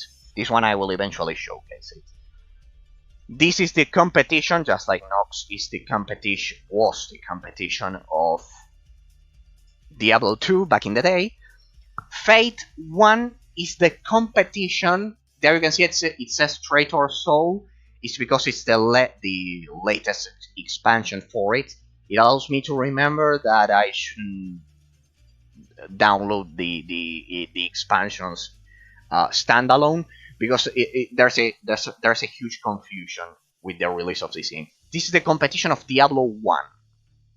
This is the competition of Diablo 1. It uses the gauntlet system. It's not story driven like Nox and Diablo 2. It uses the gauntlet system like playing Westminster Catacombs endlessly. Just so you have an idea with the recent streams that I've done. Just like playing a roguelike, and just like playing Diablo 1. Just like playing Diablo 1, kind of like going through a gauntlet level design of progressively harder enemies that you have a town, and this game is important, and that's why I'm going to showcase it eventually. This game is extremely important in the history of the isometric action RPG genre. This one is point and click. Just like Diablo 1. Developed by Wild Tangent Games. I don't remember if it was also German. I believe it was also German, just like Drakensang, ironically. Be sure to get the Traitor's Soul version, because it had 2 more expansions. The Fate 1 is kind of like the base game, and 3 more standalone expansions. But people usually they get confused and they don't know. The latest expansion is Fate 1 Traitor's Soul. That one includes everything, the base game and all of the expansions, all of the standalone expansions. Why is this game so important for the history of video games, of the isometric action RPG genre at least? Because this is the predecessor of Torchlight, ladies and gentlemen. This is the predecessor of Torchlight, people. Developed by the same people that then founded Runic Games after going to work in, I've commented this in the London 2038 analysis, before temporarily working on Hanabisoft, on Hellgate London, and the other one, Mythos, which is an MMORPG that we are going to cover soon enough. So, part of the development team of Fate ended up in Runic Games after going through Hanabisoft, after working for Hanabisoft. So small, the world is so small. But before developing Torchlight, they developed Fate 1. Those same people. They developed Fate 1. If you liked Torchlight, you pretty much have to play this game. Torchlight is pretty much one of the biggest competitors of Diablo. Of Diablo 3, Torchlight 2 was one of the biggest competitors of Diablo 3. And you pretty much want to play this game if you like Torchlight. If you like Torchlight, this game was made for you. It uses the same system. It's the direct predecessor. It uses the same engine, the same gameplay mechanics, the same pet system, the same companion system. It had a sequel called Fate 2: The Cursed King. I need to cover the first Fate game eventually because of its importance. So great. Both of them are the direct predecessors of Torchlight 1, which then evolved into Torchlight 2 and 3. So basically, these games are linked because they have the same part of the same development team behind them. So the correct order would be Fate 1, Fate 2, Torchlight 1, Torchlight 2, and then the case of Torchlight 3 that I'm going to cover right now. But between those two games, the same development team worked on Mythos, an MMORPG, and London 2038. Now, Torchlight 2, remember, at least I played with the Synergies mod. The Synergies mod makes this game endless, pretty much. It turns it into, let's say, a modern game with a lot of end-game mechanics, similar to Diablo 3. It added to Torchlight 2 what the developers couldn't add, which is the randomized aspect of it, the randomized roguelike gauntlet level design that it lacked. It was added by the Synergies mod, highly recommended. I played like that. I beat Torchlight 1. The only thing with this game is that you'll have to use cancel commands to get the respect potions, because you will eventually fuck up. It's impossible not to fuck up with this game. It's extremely hard. The final boss of this game is brutal. It's absolutely brutal. I beat it, but it was a disaster, I remember. And it does have some endgame after finishing Torchlight 1, after finishing the main story, the main gauntlet. The same can be said for Fate 1 with its expansions, and then Torchlight 2 with the Synergies mod. It is the epitome of the Torchlight formula. The highest point of its fame and its praise, pretty much, is the height of the formula. Now, remember I mentioned London 2038. This is where the stories begin to intertwine. This is where the story begins to get interesting. So, a lot of years went by, a lot of years passed between Torchlight 2 and Torchlight 3. In the meantime, there's something that you need to know that I've mentioned this. The original idea behind the team of Runic Games, before being Runic Games, before working on Torchlight 1, 2, and 3, was to create a persistent online world. It was the original idea. They tried that after they finished Fate 2, The Cursed King, after they ceased to be Wild Tangent Games. After part of the development team left Wild Tangent Games, and they developed Mythos and Hellgate London as Hanabitsoft. After that, part of the development team of Hanabitsoft, when Hellgate London didn't work, founded Runic Games, and they developed Torchlight completely offline. Torchlight 2 completely offline. They didn't have the budget to develop an online persistent game like Diablo 3, for example. But there was always there's even interviews of them saying this, that the original idea of those developers that left Hanabisoft after Hellgate London, was to create an isometric online persistent world like Diablo 3. They wanted to take on the mantle of the persistent isometric action RPG idea. They wanted to continue that idea that they started with Fate 2 and Hellgate London. So they founded Runic Games and they developed Torchlight 1, Torchlight 2, and then several years later they tried to completely turn their dreams into reality. They finally tried to fulfill their dreams when they released Torchlight Frontiers recently. The game failed miserably, as expected. The game failed miserably.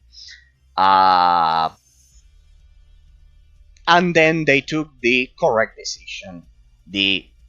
From my point of view, the correct choice, the good choice of going back to their roots. They went back to their roots, and they understood, apparently, we'll see in the future, that their dream of creating an online persistent world with the Torchlight franchise, or any isometric action RPG franchise, was unneeded.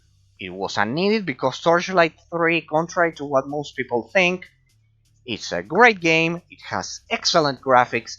It's amazing. We understand, most of the player base, that, or at least I do. I don't want to involve other people, that it's not as good as Torchlight 2 with the Synergies mod.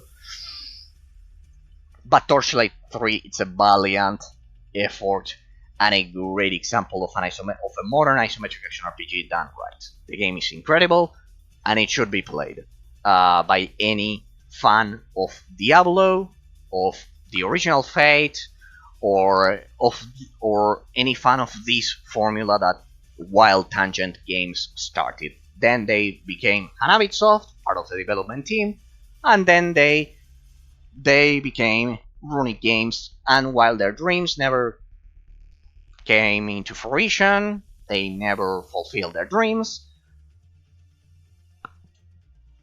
Torchlight 3, it's a great game that deserves respect. I don't know why most people don't like it.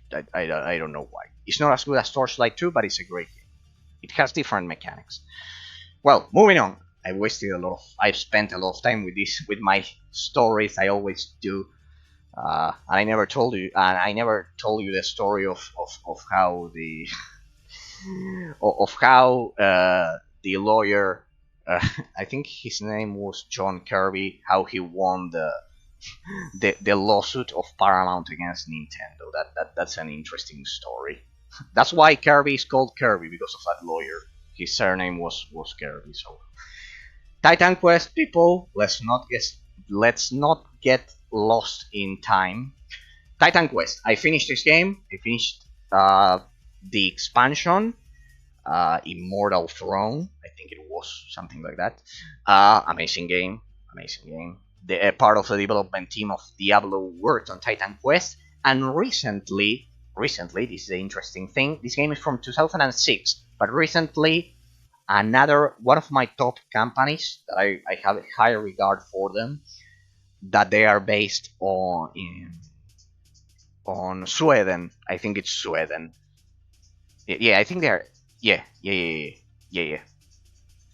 THQ Nordic now, after they went bankrupt with the iToy component. You can see that I don't script my YouTube bots. I just use my memory.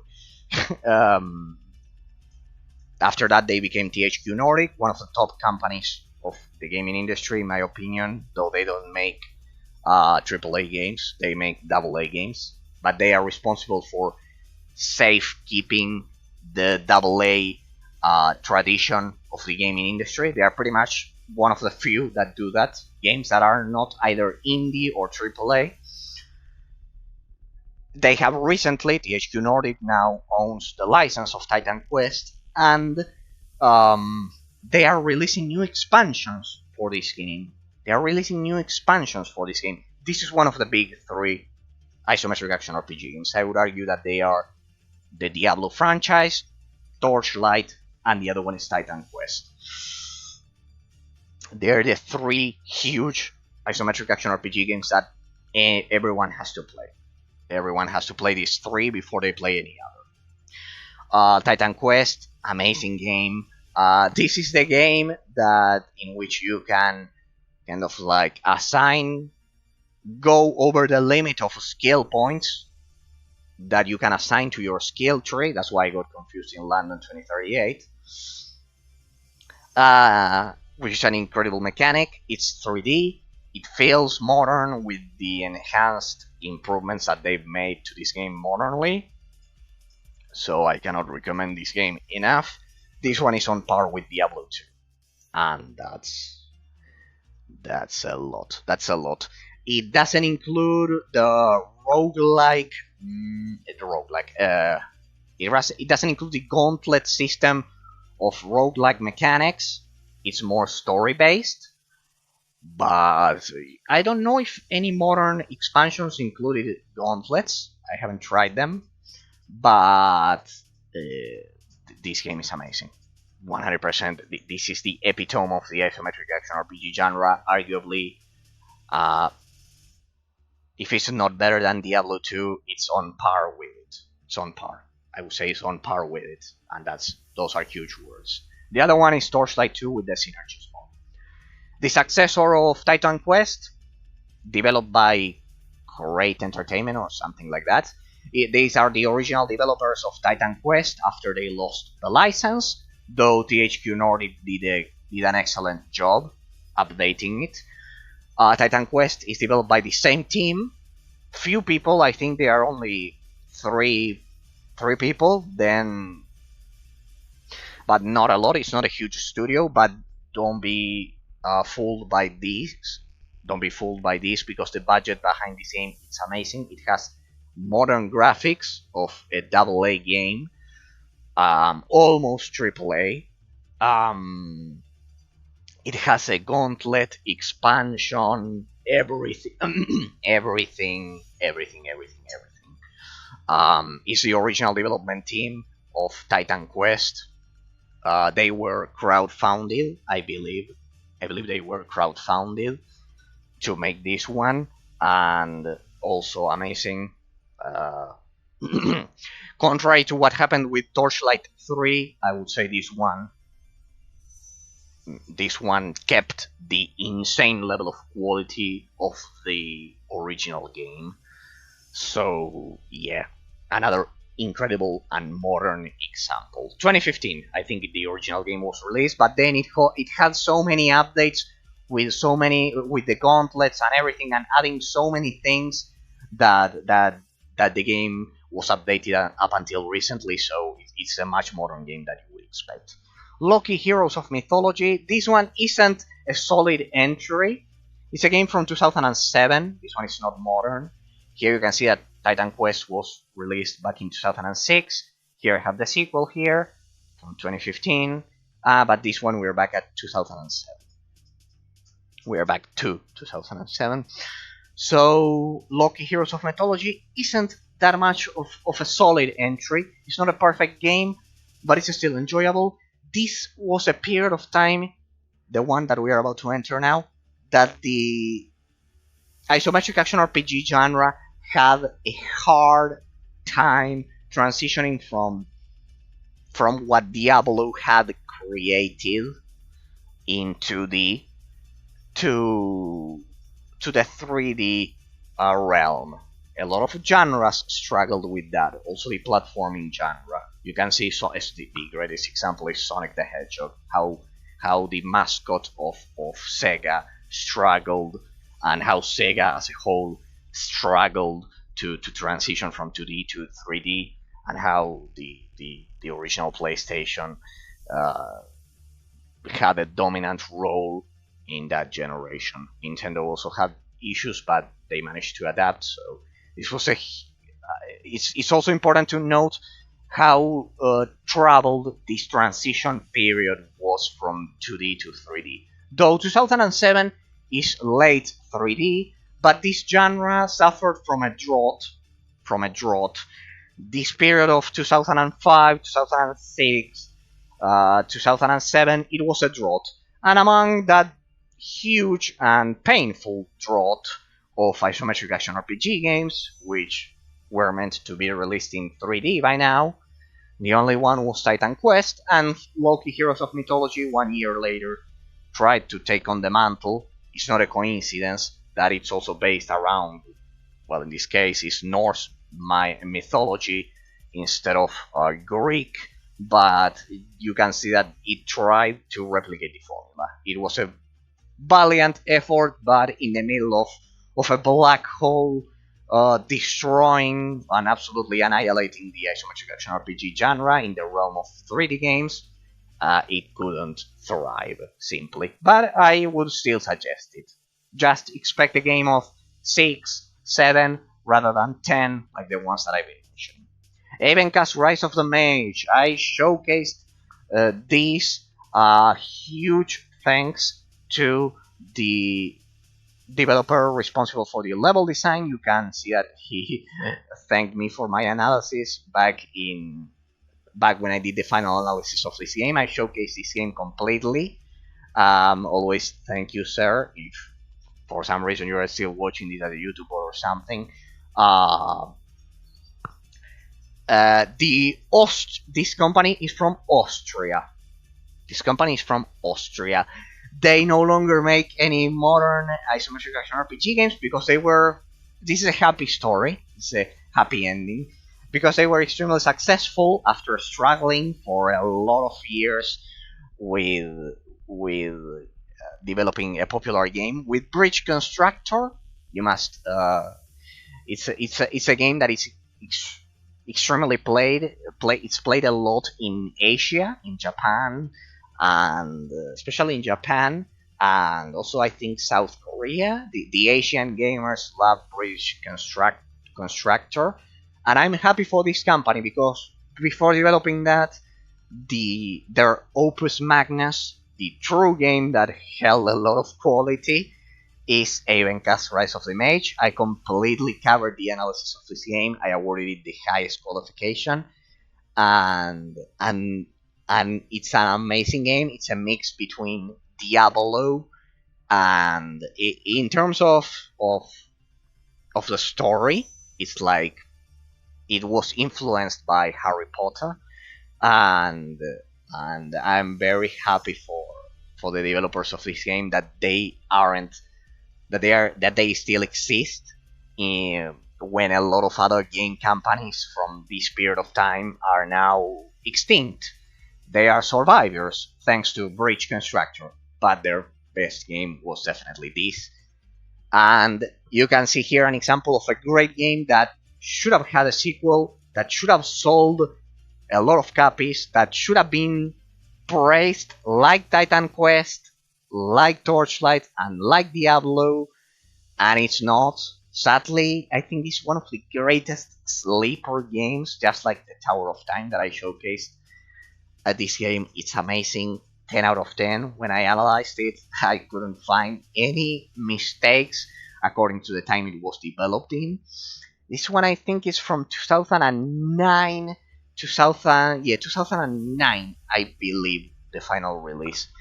Be sure to install the 1.04 update. Without that update, you'll have a lot of issues. Probably that was the reason why. It's one of the earliest examples of game patching back in 2009. The 1.04 version makes it much better. It makes the enemies display their health bars, so imagine. Amazing game. Also, if you like MMORPG games, the combat system of this game is similar to an MMORPG, the camera as well. It has 3 cameras, and pretty much one of them is like playing an MMORPG. The other 2 are probably the reason why most people didn't understand this game. 2 of the cameras are extremely difficult to control. The third one is the one that makes this game playable and amazing, totally amazing. If you like MMORPGs, sadly this one doesn't have the tab targeting mechanics implemented 100%, but it's a great example. This one blurs the line between Isometric Action RPG and MMORPG, for example. And it's one of the cases that I would use to argue that the tab targeting system hasn't been wasn't and hasn't been fully exploited. I think it has the tab targeting combat system that we see in a lot of MMORPGs hasn't been fully implemented in offline RPG games. Sadly, I think it'll never will, but it had a lot of potential, of untapped potential. Space Siege. I also showcased this one because it's from this obscure period of time. I completed it. This one is a rather short game, and this is the inheritor of Dungeon Siege. Yes, developed by Chris Taylor as well. He's behind this one as well, and it's the forgotten successor of Dungeon Siege 2. It is the forgotten successor, ladies and gentlemen. It's much more similar to Diablo in like you don't control the party anymore. That's why it's here and not in the other genre category. It's extremely similar to Diablo. Extremely similar to Diablo. It has a science fiction setting rather than medieval, rather than Dungeon Siege 1 and 2. It has an advanced physics system. Be careful with this game because you need a specific version of the fix engine of the NVIDIA drivers of your GPU. And basically, you want to play this game if you play Dungeon Siege 1 and 2.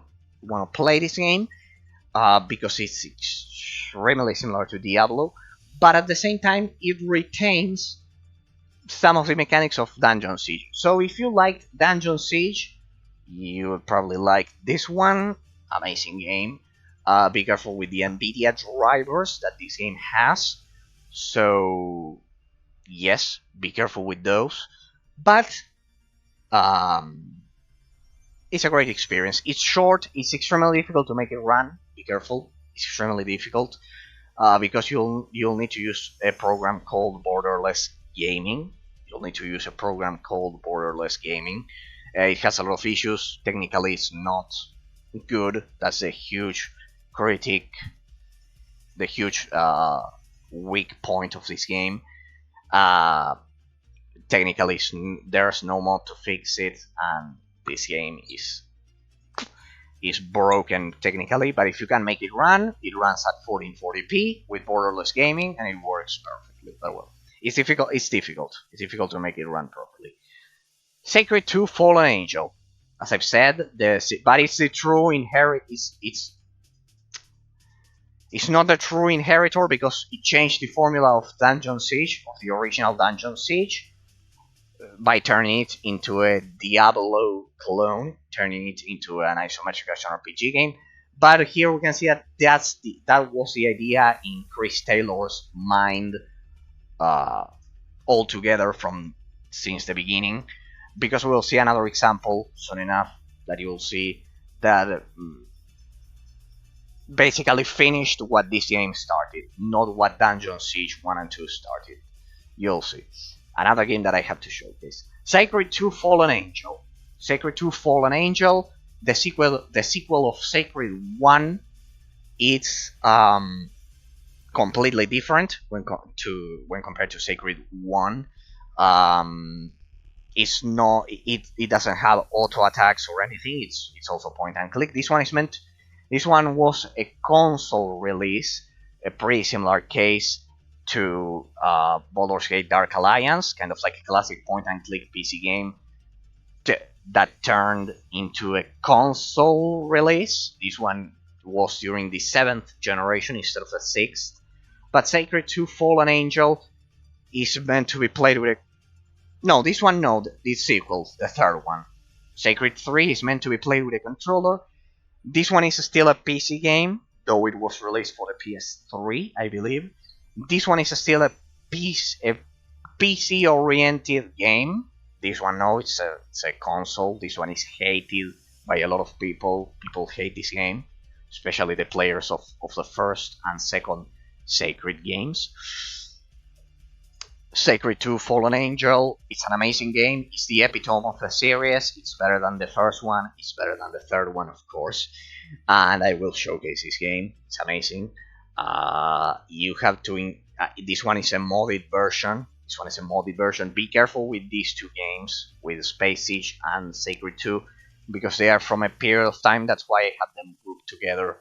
That you need to have a specific version of the NVIDIA physics drivers. Be careful. This one is also modded. They are difficult to... It's difficult to make them run properly, but once you do, while Space Siege is a rather short game and insignificant in the history of the isometric action RPG genre, Sacred 2 is on par with Titan Quest, with Torchlight 2, and with Diablo 2. It's an amazing long game that I need to showcase. It's point and click, and it's amazing. Nothing more to say. This one is the epitome of the series and the best. Sacred 3, they ruined everything. The console version of Sacred, played with you have to play this one with a controller. It's similar to a twin stick shooter. It would fall in the category of Baldur's Gate 1 and Baldur's Gate 2, the Dark Alliance series. Is meant to be played with a controller, so it's that second variation that I've been commenting of the isometric action RPG genre. That is meant to be played with a controller and a console version of it. Death Spunk 1, 2, and 3, also examples of non-point and click isometric action RPG games. That's why I have them grouped together. Also, they were released in the same period of time. This was a period of time in which the isometric action RPG genre tried to penetrate the console market, and they tried to release these games as console games meant to be played with a controller. It's a variation, just like Baldur's Gate Dark Alliance 1 and 2 and Sacred 3. It's an obscure period of time for the isometric action RPG genre because there were no proper point and click PC releases, but we had this variation, and the mechanics in them, they are good. They are enjoyable games. They are just not as good as the golden age of the isometric action RPG genre with the point and click mechanics. Closing this period of time, just so you have an idea, I do a recap from 2007 to 2012, 2013, maybe a bit more. This obscure period of time of the isometric action RPG genre. Ironically, the game that closed this period of time, a game that I need to showcase because this is the game that finally managed to get the non-point and click variation formula of the isometric action RPG genre right. And it couldn't be any other than the third entry of the Dungeon Siege series. Sadly, this game is hated, just like Sacred 3. Extremely hated. Don't say this game's name on public or in a gaming forum, saying that it was a good game. Don't do that unless you want to be burned at a stake. Don't do that unless you want to be hanged, publicly stoned. I don't know. Don't say that. But I can assure you that objectively speaking, I played this game all the way to the end to say this on my PS3, and I'm going to replay this game on stream. This was originally meant to be the first game that I was meant to stream, but I didn't have a good GPU back then. Now I'll be able to do it, and I'll be able to stream this game. This game is amazing, and the game that finally in 2012 closed this period of time of console point and click isometric action RPG, console non point and click isometric action RPG games, the second variation of the genre, was finally closed with a good game. And I'm happy for that. It's a happy ending. This is a happy ending. While the game was hated by a lot of people and meant the death of the Dungeon Siege franchise, that's the sad part of the story, it is the living proof, this game is the living proof, the alibi that certifies that the non-point and click isometric action RPG genre can be done right. This game has everything you would expect from a Diablo clone, let's say, just to use layman terms. It's like playing Diablo, but with a controller. You have to play the game with a controller because the controls are different. That is just like playing Diablo. You can roll, that's the difference. In these games, you usually can roll, just like in Dark Souls, for example. And this one did it right. I have the Forgotten Treasures of the Sun DLC that this game has. Probably one of the few ones that was worth it. That I thought it was worth it. Because it will expand upon something forgotten, which is this formula. And yes, it has one expansion, which is the Treasures of the Sun DLC. I think it's that, which expand. I think it expand. It doesn't expand the level or something. Well, this game is incredible. It has different classes. I'll showcase this game because it's amazing. It's amazing. This game is amazing. Don't believe people who say that this game is not good, even if they are publicly stoned. The ones that we defend this game, the ones that defend this game like I do. This game is amazing and finally proved that the second variation of this genre could be implemented. This one was made by Obsidian, not by Chris Taylor or Gas Powered Games. By the time this was released,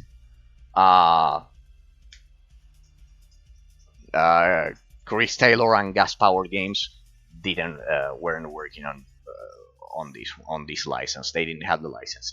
This one is made by Obsidian. That's why I love Obsidian, and it's my top one company. Grid Black Border, another forgotten example of 2012. While this game has AAA graphics, Dungeon Siege 3. This game has AA graphics. It's much more similar to Space Siege, if you ask me. These are probably the most obscure isometric action RPG games from this sad, miserable, and grim period of time of the isometric action RPG genre, but I can assure you Grid Black Border is enjoyable. If you liked Space Siege and its gameplay mechanics, you can check out my complete walkthrough of it. I did 100% of the side quests. You will definitely like this one. You'll definitely like this one. And from the same period of time, 2013, see that I'm not reading anything. I'm doing this just with my memory. Crater, Shadows over Soulside, extremely forgotten, insane graphics. This is also from a Swedish studio. Yes. From I think Fat Shark is based on Sweden, I believe. Yes. Yes, I think Fat Shark is Swedish. Yeah. The developers of Vermintide 1 and 2, before they discovered their true passion, of making first-person cooperative games, co-op games like Vermintide 1 and 2,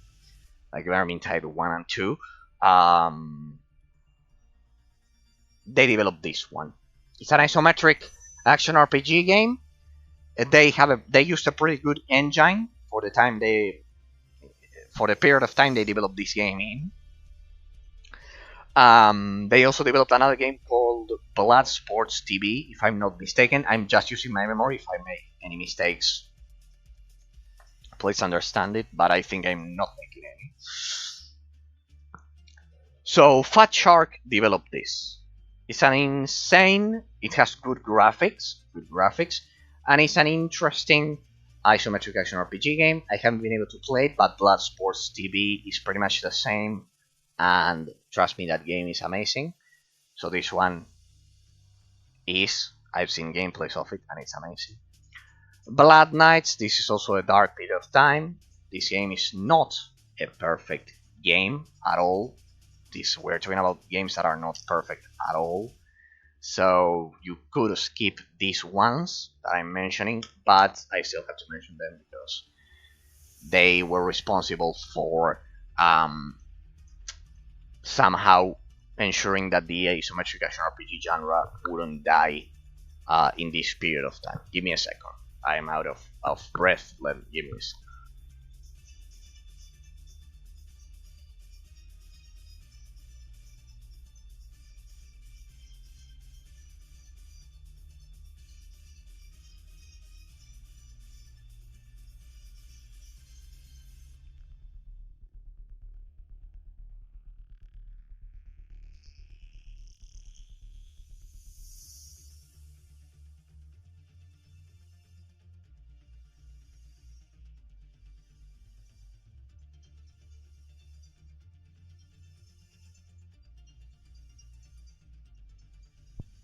This is another example. Sorry, we're back.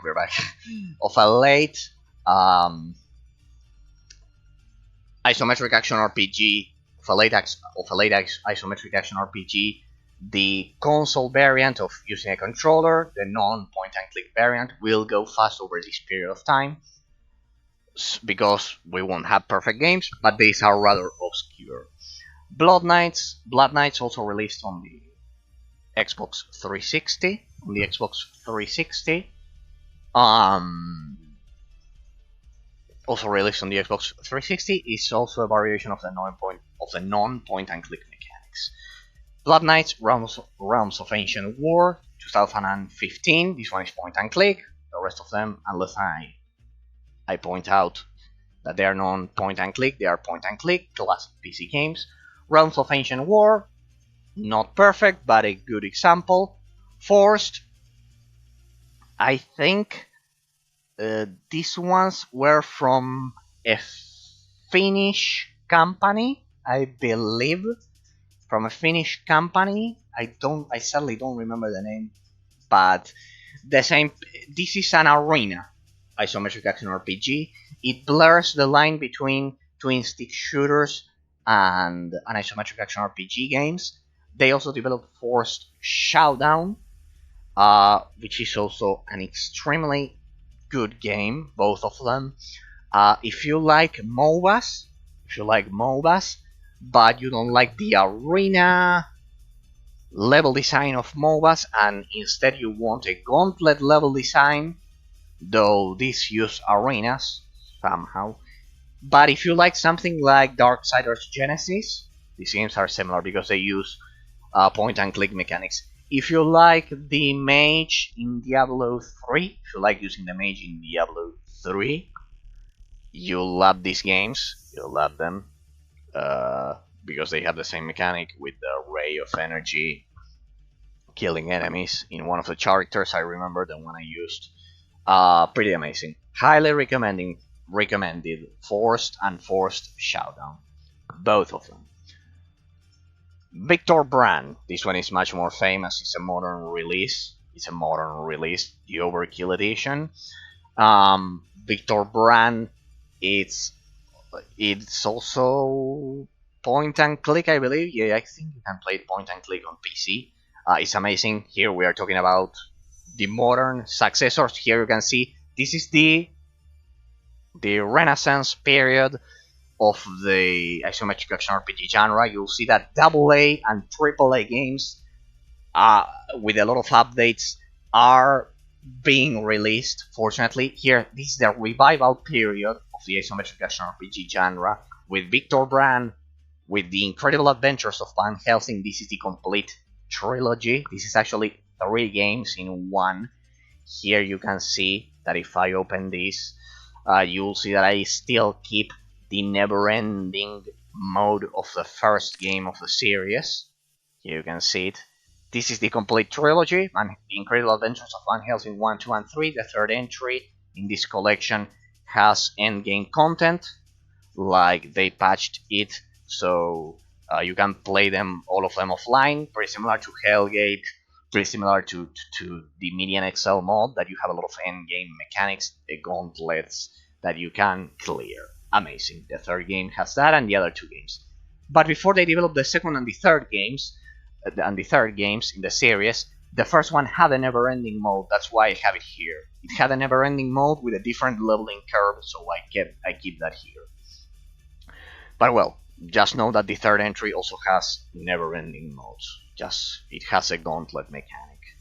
Amazing games. This is on par with the ones that I've mentioned, with the big names, with Diablo, Titan Quest, Sacred 2, the Torchlight franchise. We are talking about a huge game. The Victor Brand, ironically, it has a similar setting to this one. Here you're a vampire hunter or something like that. And Victor Brand is pretty similar. Amazing game, pretty similarly released in the same period of time. Something similar to what happened with the dwarves and We're the Dwarves. I don't know why, but sometimes indie games, they release games with pretty similar names in the same period of time, and they destroy and they cancel each other in terms of sales. That's Shadows Awakening. I analyzed this game on stream with a 100% completion of the game. Extremely long. This is the spiritual successor of Heretic Kingdoms, the Inquisition, also known as Cult Heretic Kingdoms in the US. Both names are valid. Is the spiritual successor? Yes, developed 20 years later. Be careful, because there's another version called Shadows Heretic Kingdoms, which is unfinished. I explained that in the first walkthrough, 100% walkthrough of this game. Extremely long. I think it was longer than Hellgate. Much longer than Hellgate. This game, with all of the side quests, it's a massive, huge, humongous game. Use whichever adjective you like. This game is insane. Highly recommended, and I would personally, while this one is lesser known, it's on par with the Incredible Adventures of Van Helsing. It's an insane game, a huge hell of a game. It uses something called the puppet system. Something similar to what you would encounter in some Scars games. For example, out of the top of my head, Avenging Spirit on the original Game Boy, that you can possess some enemies. Here you cannot possess every enemy because they are not generic, but for example, you kill a boss. These are some of the cases. You kill a boss, and then you play as the boss that you just killed. It's amazing, because it uses the puppet system on extreme difficulty. It will be a challenge unless you use the incredibly powerful build that, for example, I naturally deduced in my playthrough of it. It has a lot of puzzles. Well, not a lot. Moderate puzzles. Most of the time it will be action. Like Diablo. Highly recommended, ladies and gentlemen. You can watch my full playthrough of this game 100%. And Shadows Awakening is amazing. That's why I awarded it the highest qualification back when I analyzed it. But so you have to play it. It's a must play of the isometric action RPG genre. It's point and click, so incredible. The same studio, Games Farm, after developing Shadows Awakening, if they changed their name, it's the same developers. Games Farm was the original name when they developed Heretic Kingdoms, the Inquisition. After developing Shadows Awakening, they went on to develop Vikings Wolves of Midgard. Vikings Wolves of Midgard uses the same engine. It uses the same engine, so but I think it doesn't use the puppet system. So you'll feel right at home if you play the Shadows Awakening. I didn't showcase this one because Shadows Awakening is the opus magnus of this studio. These ones, I would argue, they are AA quality, close to AAA. They are amazing, but I would say Shadows Awakening it's the opus magnus. Overlord, Fellowship of Evil. This game marked the end of another company back in 2015. Uh, this game, in case you don't know, there's a Pikmin clone. There's a Pikmin clone with pretty high reviews, extremely praised, called Overlord. Called Overlord. That I almost finished. I got stuck at the end. It's a pretty tough game on hard difficulty. It's one of those pending devs that I still have to finish. The first Overlord, then Overlord 2. They are like Pikmin games. Like the PS Vita has two great examples of this, besides Pikmin, which are Little King's Story, originally developed for the Wii, and also Minions of Hell, something like that. There's one more, it's exclusive, so you'll find it right away. I have it on the PS Vita. But Overlord Fellowship of Evil has nothing to do with them, with the original Overlord 1 and 2.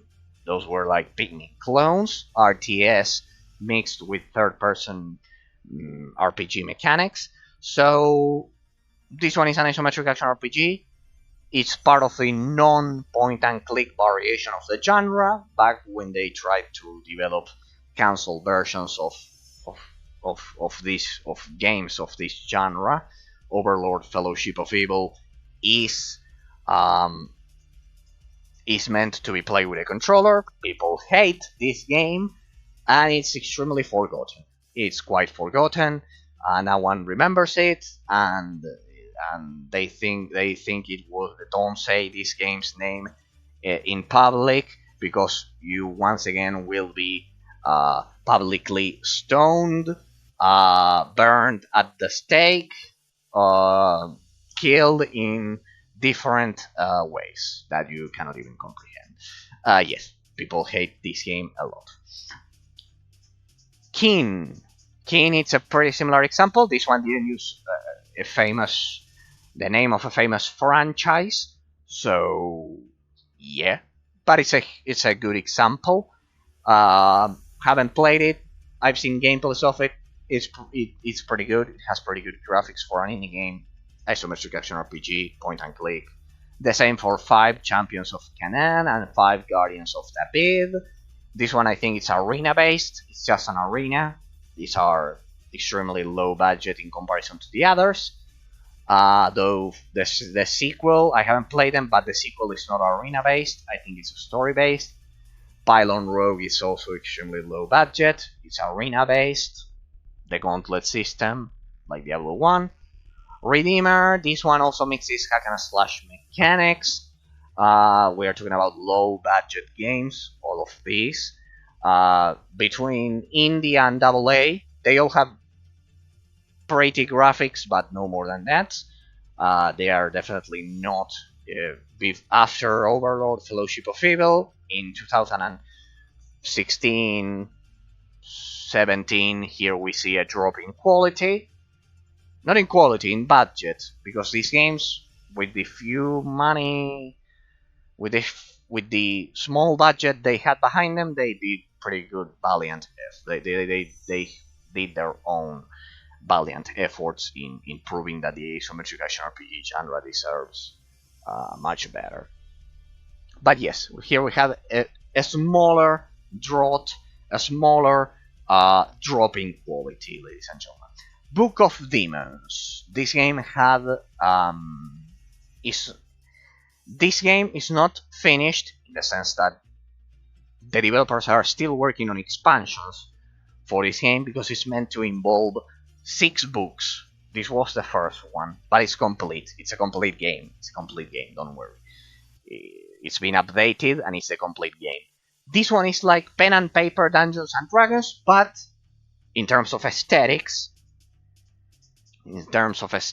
only, you use some kind of cardboard character as a figurine, and it moves kind of like making jumps as if you were moving, as if you were playing chess and moving the pieces with your hand. Pretty similar to that, but it's action based. There's no turn-based mechanics. It's all real time. It's like Diablo, so its proper place. It's right here. So yeah, I would highly recommend it, especially if you like the aesthetics of Dungeons and Dragons games, but you don't like the slow, either real time with pause or turn-based combat of Dungeons and Dragons. This is a great example. Rad, a modern release by Double Fine, I believe, released this. Pretty famous studio behind Psychonauts 1 and 2. The second one, I believe. Sorry, I'm just using my memory at this point. Famous developers. This is basically a toxic world, and it's similar to Diablo. Part of you can play with a mouse and keyboard. It's I would say it's a late entry of the non-point and click variation, the console variation of the isometric action RPG genre, ladies and gentlemen. So you should play this one with a controller. The same kind as this one is a Western game. I think it was founded by Microsoft or something like that. It was extremely advertised by Microsoft. It's tied to them in some way, I don't know. It's just like Ori and the Blind Forest, something like that. What we usually call second-party developers, something like that. That they are tied to Microsoft because of the advertisement and everything, but it's not a first party. They are an independent studio. Oninaki, pretty similar. This one is Japanese. This one is basically Japanese Diablo. A recent modern release. We're talking about 2017 here. 2017. Here we see the second. I think we are experiencing right now here at the end that you'll see a second tenuous, but a second golden age of the isometric action RPG genre. This one is non-point and click, so it's the console variation. It's meant to be played with a controller. It's also on the Switch, that's why. Now, the two games responsible for I just called the modern tenuous, but a modern revival of the isometric action RPG genre, ladies and gentlemen. Warhammer Chaos Bane. And I'll also include Wolves and Lords of Mayhem, especially this second one. Both of these are AA, close to AAA isometric action RPG games. They are amazing, just like the incredible adventures of Van Helsing, like Victor Brand, like Shadows Awakening, just like those three. This is the last and most modern revival of the isometric action RPG genre. These are amazing, highly recommended. Maybe because of the budget, they are not as huge as the whole trilogy of Van Helsing or Shadows Awakening, but Warhammer Chaos Bane is extremely recommended. There was another game called Warhammer Inquisitor Martyr, developed by Neocore Games, also responsible for, I think they developed Van Helsing, and after that they developed Warhammer Inquisitor Martyr, and previously to that they developed the King Arthur role-playing tactical war game, which is like the Total War franchise by Creative Assembly, that we're gonna cover next time. Warhammer Chaos Bane was the difference with Warhammer Inquisitor Martyr. Warhammer Inquisitor Martyr was developed by Neocore, and this one I don't remember which company. I don't know if it was Fat Shark. Could it be. I don't know which one was, but this game is amazing. This game is amazing, and it was unfairly criticized by the player base. I usually don't say this because usually the player base is right in their critics, but this one is unfair. But the worst example, so I would also suggest Warhammer Chaos Bane. Highly recommend it, and it would be in the same league as the other three modern examples of isometric action RPG games. Wolsen Lords of Mayhem. God damn it. The second game responsible for the modern revival of the isometric action RPG genre, Wolsen Lords of Mayhem. This is a genre that should be called the zombie genre, because you kill the first enemy that you always kill. It's a fucking zombie, and it's pretty much the representation that first zombie you kill in Diablo 2 or in Hellgate London or in any of these games is the perfect representation of the whole genre of dying and reviving and being revived and dying and reviving, having periods of absolute disgrace, of absolute death, and then reviving, and oh well, now we have Diablo 4, and it's like that. The player base of these games sadly behaves like that. I don't, because as you can see, I've documented all of them, but most of the player base behaves like that, sadly. Pretty much. It should be called the zombie genre, because it revives constantly, and it's the first enemy you kill in all of these games. Wolsen Lords of Mayhem. This game is 10 out of 10. I'm sorry. Another opinion for that is going to get you burned at the stake, that is going to get you publicly stoned if you say it in public. Don't do it. This game is amazing.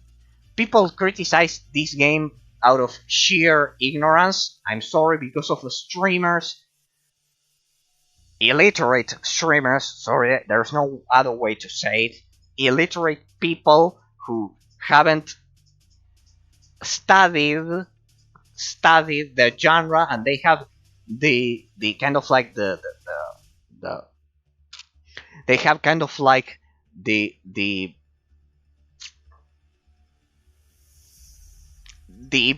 brilliant idea of boasting of their knowledge of the genre, of boasting and mocking games when they haven't explored the whole genre. That's the problem. That's a modern problem that we have with some of these genres. People, streamers and YouTubers criticize this game, and you know that nowadays that's a huge factor in terms of how much your game will sell. I think it's a disgusting cultural phenomenon that shouldn't exist. People should play them on their own and try them. But well, time is limited. We all have our real life obligations, and usually most users don't take the time to explore all these games. Wolsen Lords of Mayhem has endgame content. It has been updated endlessly. It has a lot of things. It has gorgeous graphics. I would say this one is AAA, just like Diablo. Though it started like a AA, but nowadays it's a AAA with all the updates and everything. This one used the CryEngine, I believe it used the CryEngine. It's amazing. It's an amazing game. The graphics are amazing. We are talking about better than Diablo 3, better than Diablo 4, I would say. Some of the graphical effects of this game are amazing, but it's not just the graphical effects, ladies and gentlemen. I can assure you that the story, the gameplay mechanics, the level design, the spawn density of the enemies, the variation, the enemy variety, everything about this game is simply incredible. This game should, if in a perfect world, this game would have a 10 out of 10. The problem is that at the beginning, because of lack of money, the developers couldn't add all of the features that this game then had. Of course, the ideal situation is when we have the game complete at launch is the correct situation, but if we are talking about an indie studio that is releasing a game as big as this one, with graphics as advanced as this one, I think they deserve a bit of patience. I'm not saying forgive them for everything they do. Of course, 99% of the games have flaws, but I would be lying if I said that I found any in this one. The other thing is that this is mainly a single player game. It's not designed for multiplayer, but that's a legit design choice. It's part of the philosophy behind the gameplay mechanics. So, Wolves and Lords of Mayhem, highly recommended alongside Warhammer Chaos Bane, but Wolves and Lords of Mayhem is the most modern example of a perfect isometric action RPG game. Perfect. This game is near perfect. I am sorry, but after all of the updates, this game is near perfect. It doesn't have online endgame content. I cannot take that as I cannot consider that a flaw. I'm sorry. I cannot consider that a flaw because the philosophy of this game from the beginning was to make a single player game. It's pretty much part of the philosophy, and we need to accept that. Pretty much. We need to accept the philosophy behind the creation of the game. Highly recommended. So remember, Wolves and Lords of Mayhem, Warhammer Chaos Bane, Shadows Awakening, the trilogy of The Incredible Adventures of Van Helsing, Victor Brand. These are all modern examples. And then please, Dungeon Siege 3. I am a staunch defender of all of these games. A staunch defender because a lot of them are hated and they don't deserve it. And Larian Studios gets the praise for prostituting the Baldur's Gate franchise once again. So this is an unfair world, ladies and gentlemen. Minecraft Dungeons. I hate Minecraft. Straight away, I hate Minecraft. It should have never existed. Also Fortnite. There's nothing else I could say. I could argue technically that the level design of those games is terrible because while they have all of that creative aspect to it, I think that for those who played Minecraft, Sackboy did it previously. Super Mario Maker did it better later. Also adding some interesting gameplay mechanics, and well, Minecraft and Fortnite is not just because they are unfairly popular, it's because they don't implement any level design. It's all left up to the player. So, but we're talking about Minecraft Dungeons. This one has nothing to do. So here you can see that if I hate the original Minecraft, here you can see that I have Minecraft Dungeons, and it's an enjoyable, simplified, overly simplified game that is extremely poor in terms of gameplay mechanics and depth, but it's a decent isometric action RPG. I would say 6, 7, just like Keen, like 5 Champions of Canaan, like 5 Guardians of David, like Pylon Bro. It would be that. 6, 7, no more. Hey, it is another example of this one is just like Larian Studios. This game got the game of the year not the game of the year, the best RPG game in a lot of categories, extremely praised. This is by Supermassive Games, also responsible for other games like Bastion, and well, there are some others. I think they were similar to twin stick shooters. Well, I don't know. Tenton, something like that. I think it was Tenton, the indie studio behind this one. But this one is their Opus Magnus. I don't think it's as good as Wolsen, as Warhammer Chaos Bane. This one is a roguelike rather than a. But it uses point and click mechanics. This one is famous. You will hear everyone talk about it, but it's not as good as the other ones that I mentioned. Generally, people who praise this game a lot is because objectively they don't have the experience of investigating the whole isometric action RPG genre. 99% of the cases are like that. Sorry, I know that sometimes I'm harsh, but it's the objective reality of the situation.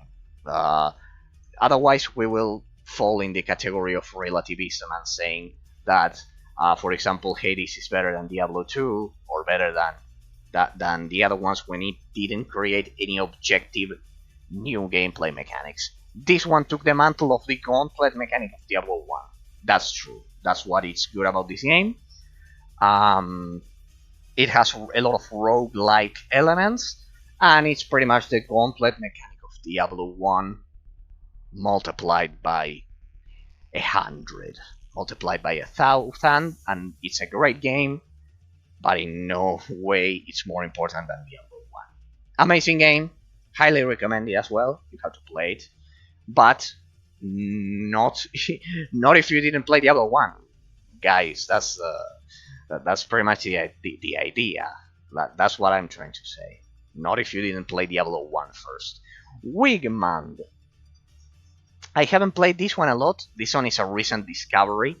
Extremely forgotten and obscure. This one is similar to Avencast in terms of camera and in terms of gameplay mechanics. And this is a new trend. Right now we're in the present, more or less, with Wigmand and the next game and the final game that I'm going to showcase, which is Vampire Rising. I was surprised by this, and I think this is the direction that the isometric action RPG genre is taking. We're talking about the third variation, and these games are influenced by survival games and by the online aspect of it, but you can play them offline. I think that was extremely positive in terms of getting to more players, in terms of reaching more players in case of V Rising, because believe it or not, for example, you can take this on a plane, or people from the countryside can play this. Not all people live in a huge city. I do, but most people don't live in a huge city. So it's important that some of the games don't have persistent internet connection. V Rising is an incredible example. And going back to what I was talking, the third variation in gameplay. This modern third variation, I think it's the future of the isometric action RPG genre.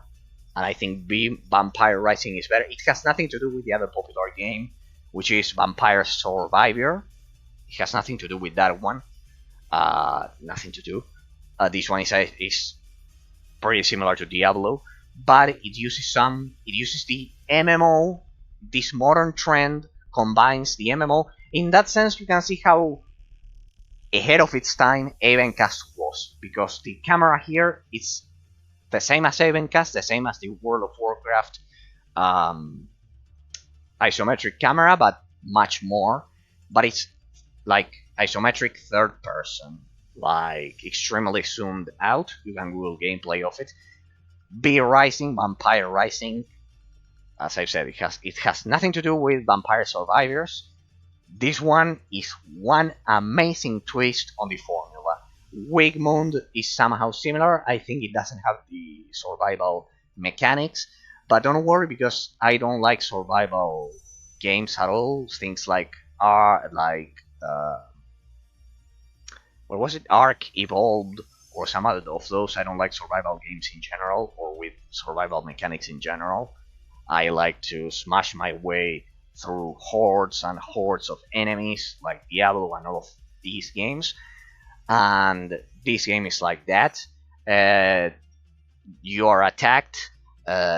You're basically a vampire that you're attacked by legions of heroes, something like that. I haven't played it a lot, but it's the future, and I'm happy for this twist of the isometric action RPG genre, without forgetting the classic traditional formula that we will have with Diablo 4.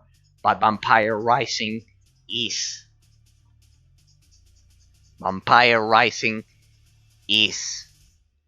a great game. It's a great game, and highly recommend it. I highly recommend it, just so you can see the third evolution of the third variation and final evolution of this genre. We'll see what the future has in store for us. Let's see what the future has in store for us, because this genre, as I've said, just like a zombie, it has been killed and revived 1,000 times, and this is the final zombie variation. It's the latest zombie of the collection that has awakened, but in the form of a vampire. And also Wigmund is unknown, but fortunately Vampire Rising is being successful. It has been extremely successful so far. It's not finished. This is a beta, what I have there. You can play it offline. You basically generate your own map and kill there. You can kill with friends or solo. It will scale, and it's amazing. It's amazing. It's absolutely amazing. I am happy for this game. It's a modern example of a game that I like. A nice twist. Well, ladies and gentlemen, as you know, after the Isometric Action RPG genre, no, a few years later, we have the boom, 2004. We're talking about we're talking about a famous moment in the history of video games, the year 2004. You can only imagine what's coming next. World of Warcraft. What's the difference with the version you see here with the classic World of Warcraft that has been completely butchered and prostituted by Blizzard modernly with all the modern expansions? What's the difference here? This is my own offline server of World of Warcraft. I need to showcase this someday as well in the offline, instead of MOBA showcase. This will be the MMORPG showcase. This is my own offline. By that I mean that the server is stored in my hard drive. It's just me. Yes, I use a password and a user, but it's stored locally. Everything is stored locally in my hard drive of World of Warcraft. It's 3.55 Wrath of the Lich King, the classic back when World of Warcraft was much harder. Before for those of you who don't know, though this is something popular, after the Deathwing expansion, I don't remember the name, there were so many.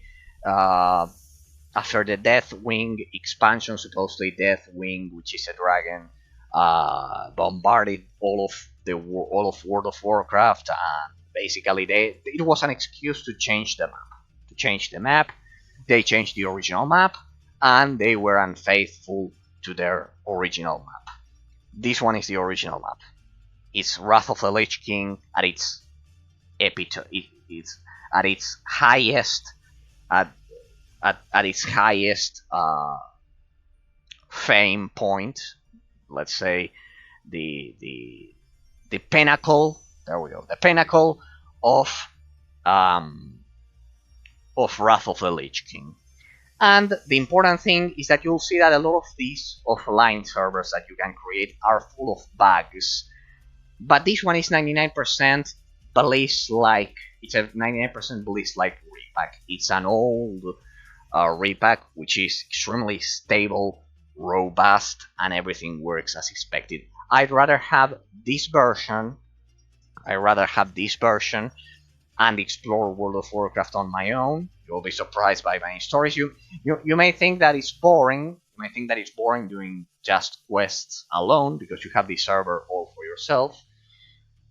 And I've explained a lot of this in last year's showcase. I basically do the side quests normally, and exploring the map. The joy of having this project here is exploring the map on my own and knowing that it won't be taken down. Because remember, I know that a lot of people will say this, and this is the huge discussion that we'll have next time when I do the offline MOBA showcase. Or, well, not next time, when I finish with this showcase. World of Warcraft, playing MMORPGs offline, for me, it's a matter of the technical aspect of the gameplay. The tab targeting system that wasn't fully exploited. I take a lot of pleasure, and the true reason why I enjoy playing these MMORPGs offline is, first of all, it's part of my preservation effort that you can see here. It's part of my preservation effort. I have copies of these on different hard drives just in case this one fails. First of all, it's a preservation effort. But second of all, the tab targeting combat system. I love it. I think it's the best combat system ever created in the history of video games. And sadly, it's confined within the MMO genre 99% of the time. That's so sad. So sad. Because it has so much, it still has so much potential and it's sadly ignored. Modern RPGs chose the Skyrim formula, the action formula with a crosshair, and I love the tab targeting system rather than the crosshair. I still have Skyrim modded with 200 mods that I'll showcase right now, but the tab targeting system is iconic. It's legendary, and here is a version. It's a perfect version of Wrath of the Lich King. Also, remember that for a lot of years, now we have the classic Wrath of the Lich King server, but for a lot of years, we couldn't play Wrath of the Lich King. Remember, Wrath of the Lich King was released back in 2008, and only recently, a year later, something like that, we could play Wrath of the Lich King, and you had to queue.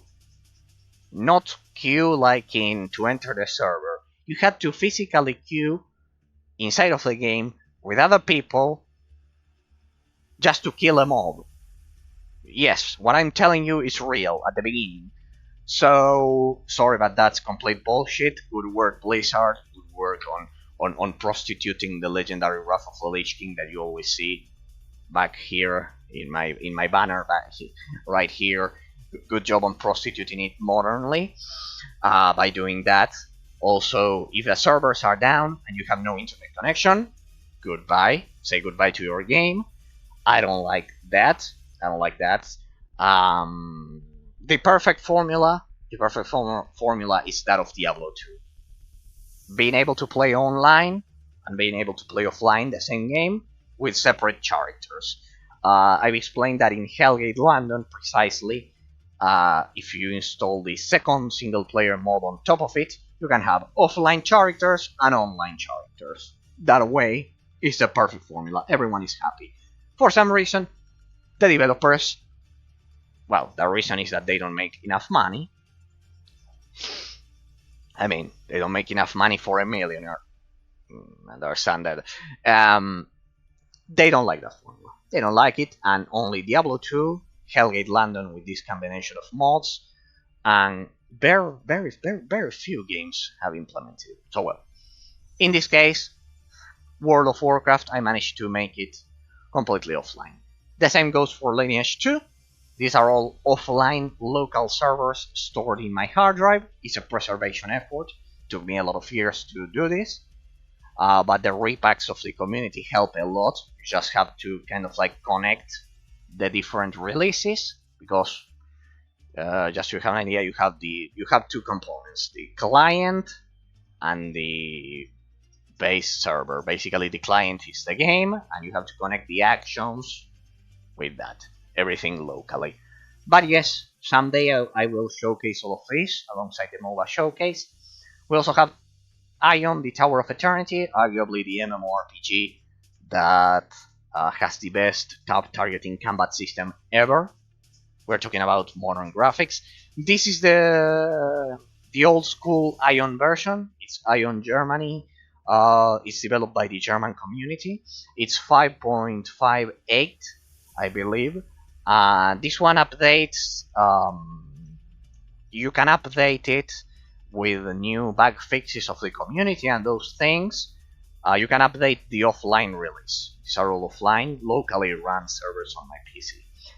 I bet you are surprised by how modern we are getting here, because offline servers of Lineage 2 and World of Warcraft, they are not common because they are extremely difficult to achieve, but Ion is a much more rare sight to see. These are the jewels of the crown of my collection. I have some other examples, but these are the jewels of the crown. Ion Tower of Eternity, being able to play this completely offline is amazing. The world of this game is huge. You could spend the rest of your life just playing this game, basically. The Exiled Realm of Arborea, commonly known as Terra.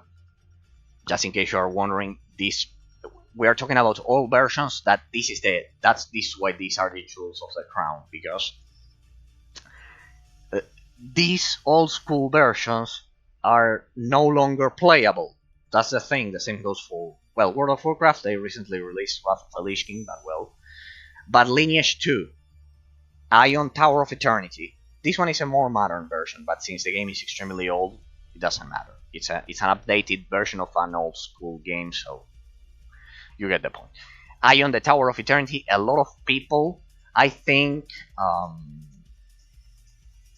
yeah, I remember. I think, Sayona, if you're watching this as a YouTuber or something, I think you mentioned to me that you missed the old school version of this one.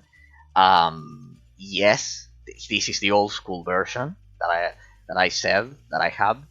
Is the old school version of it. It's the old school version, the good version. But it's a game from 2008, so the graphics are much more modern when compared to World of Warcraft. This is amazing. The best tab targeting combat system. This game deserves being preserved exclusively for that. I would highly encourage everyone to get the Ion German community repack that they've created and experience the best tab targeting combat system in any MMORPG ever.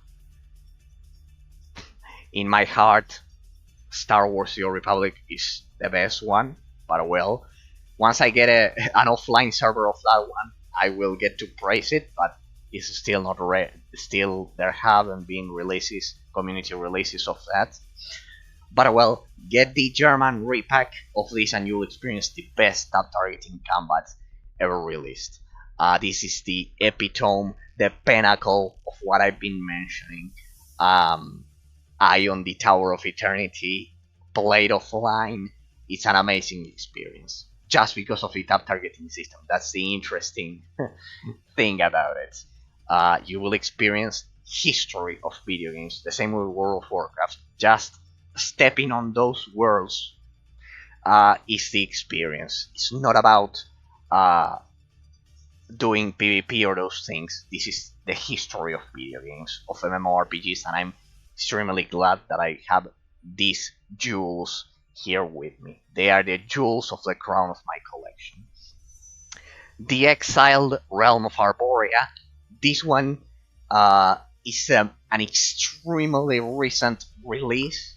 Extremely recent. We're talking about only 2 years that they could do this. The next game that will probably, well, we'll get to that once I get to the next one. The Exiled Realm of Arborea is the one responsible back in 2012 for implementing the crosshair mechanic of Skyrim alongside some tab targeting mechanics. If you liked Skyrim, this one is the natural evolution of it, and at least until we see what they do with the Elder Scrolls 6 that has been announced. But this one was made by Ubisoft, Ion, and World of Warcraft, of course, Blizzard, Lineage, and Ion NCSoft, which is a South Korean company. They only do MMORPGs. They are extremely famous. They make the most grindy MMORPGs ever. If you like grinding, like in Diablo, like in Borderlands, especially like in Hellgate London, and like in non-story driven action RPGs, these ones are for you. The Exiled Realm of Arborea, Terra, commonly known as Terra, was developed by Ubisoft back in 2012. All of these games have been closed. They are no longer, the servers have been shut down. You can no longer play these games at all without doing this that I'm mentioning, or using online servers made by the community, but in this case they are preserved forever. It uses the crosshair system. It's the one responsible for evolving the crosshair system of Skyrim. It's much smoother than Skyrim, and also one of those cases that the combat system, see that I picked those, that the combat system is a revolution in terms of gameplay. So, and the latest one, you'll be surprised that I have an offline version of this game, because it was already, this is because this game was meant to be offline. It was born as an offline project. And yes, it's Black Desert Offline in this case instead of online. It's Black Desert Online, an offline server of it, and probably the next one that will be, there are already, it is extremely advanced. I love how the community has progressed in terms of reverse engineering MMORPGs. The next one will probably be Genshin Impact. It has all of the signs of being the next offline reverse engineered MMORPG. It has all of the signs: popular, um, pay to win aspects. That's also a huge factor. Gameplay mechanics that work extremely well. Extremely supported by the community. The art style of The Legend of Zelda Breath of the Wild, which was also an extremely popular game from Nintendo, one of the flagships. So, and Genshin Impact looks just the same. So, though it's a Chinese developed game with MMORPG mechanics, it has all of the signs of being the next one. But well, here you can see Black Desert Online. This one has been the king for, well, it's not the king, but the king is World of Warcraft. No one has been able to kill World of Warcraft. But if there was a modern valiant effort, it's Black Desert Online, and also the next one is Genshin Impact. Without a doubt, they managed to at least survive World of Warcraft, World of Warcraft's assassination. Also, a huge shout out to Final Fantasy XIV, but that one still hasn't been. And also the Elder Scrolls Online. I played that one. I completed the main story, but online. And the same for, well, no, I didn't play Final Fantasy XIV, but I've seen. I couldn't complete the story, but I played it. So huge shout out to those two. The Elder Scrolls Online, I finished it completely. I'm waiting for the offline server. And well, if one day I get a repack of a reverse engineered version of the client of Star Wars: The Old Republic, if the community ever gets it, I'll be the first person to. The day that happens, people, I'm sorry, but my channel will be sadly dedicated to that. But no, will be sadly dedicated to that for a lot of time.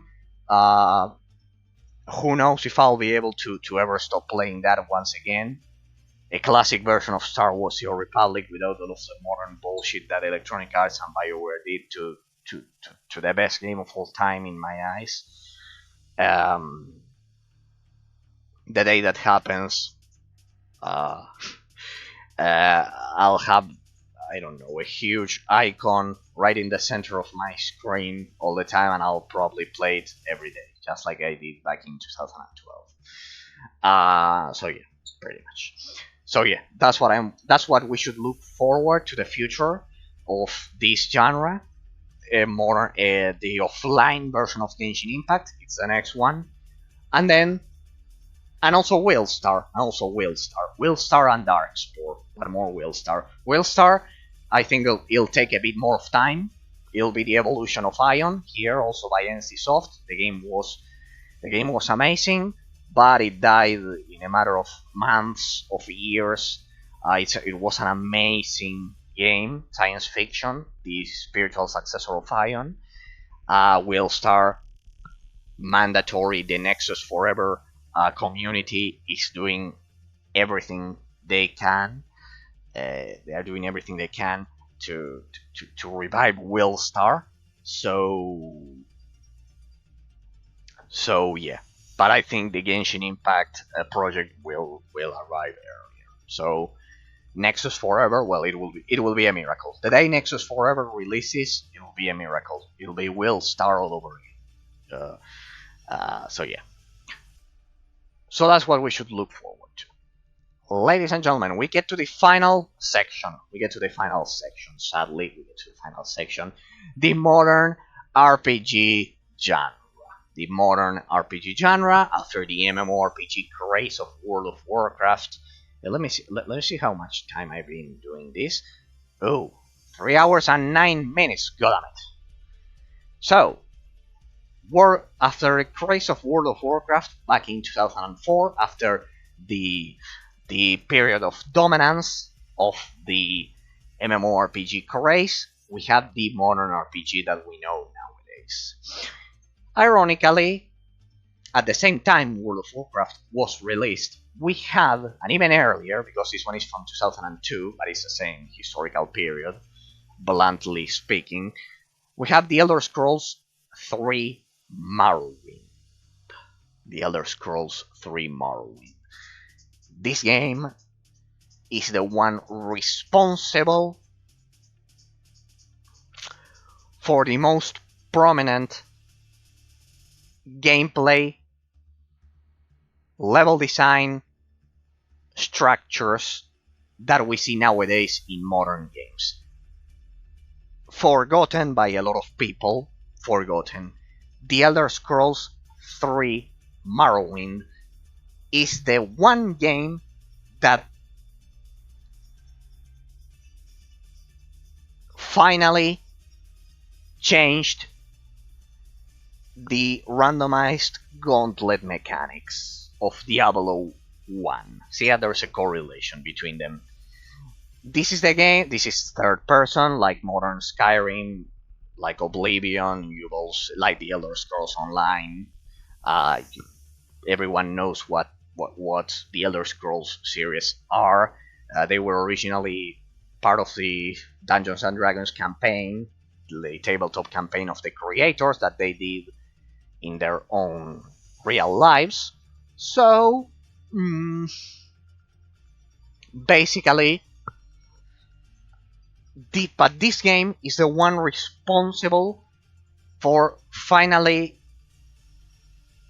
changing the randomized gauntlet mechanics that we encounter in roguelike games nowadays. The spawns aren't random, and the structure of the story is kind of like a modern RPG, like you go from town to town with their own side quests and fixed NPCs rather than randomized.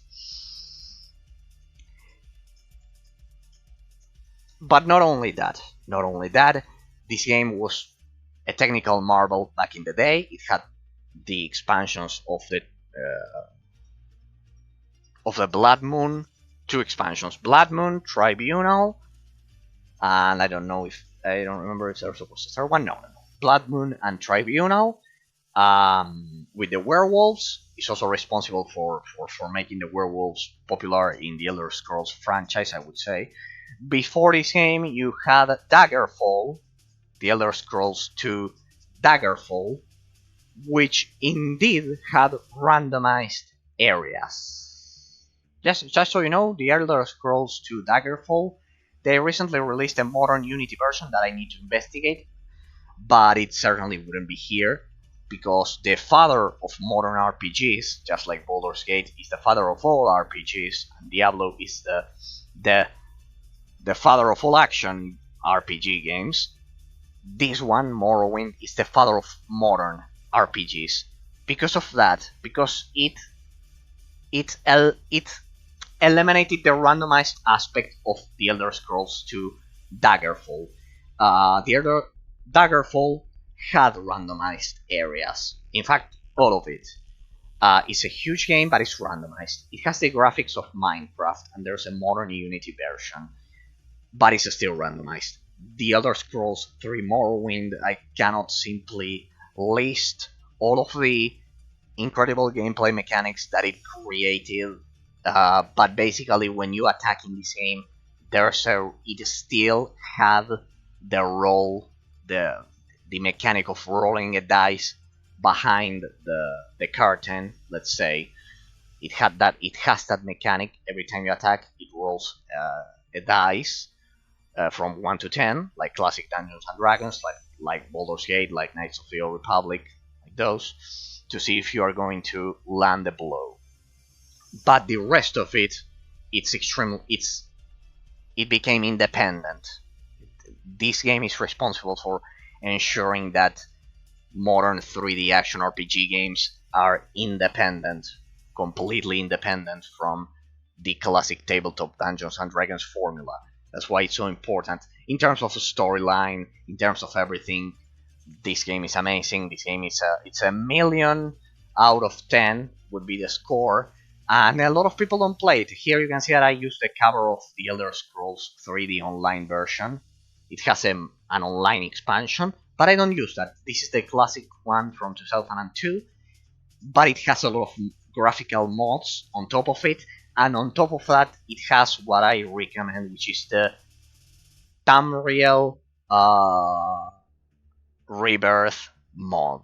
With the Tamriel Rebirth mod, the story of the game is pretty interesting. The original island, you can see maps online, they could never finish the game because the original island, because of lack of development time, the original island is just one tiny section of the true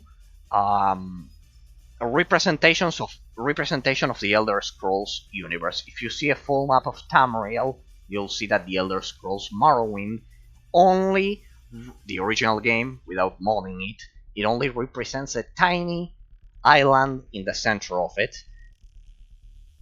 The Bardenfell or something like that is called. The tiny island is the original game. But then, thanks to the Tamriel Rebuild mod, which is a mod that it is being developed still right now, and it has been developed for the past 20 years. It's probably the longest standing mod ever created that is still receiving updates 20 years later. The team, well, not 20 years, 15.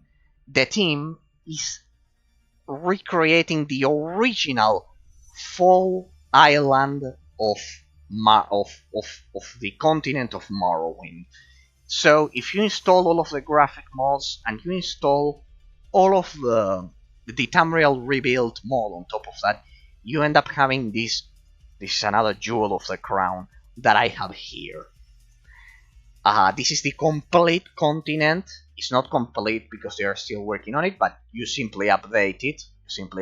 At this point. You simply copy and paste the new files as they finish the island. It's still not finished, but more than 50% of the original island is done. I think it's more than 70%. And it's a whole continent. With the mod and the graphical enhancements, besides it will look like in this game, it has 4K textures with all of the mods. It has more than 100 mods, so bear that in mind, and it will look amazing. And this is how I suggest you play the original experience. It will probably take you some months to fully mod this, but it's well worth it. It's well worth it. It's something that we need to showcase. Because, ironically, I still haven't played this new modded version that I've created. Sorry, we simply don't have enough time, people. But I ensured I left it ready. I played the original. I played the original game, but not this new version that I've created. Also playable on Windows 10. And, well, incredible, amazing, part of history, incredible, blah, blah, blah, blah. I could continue speaking.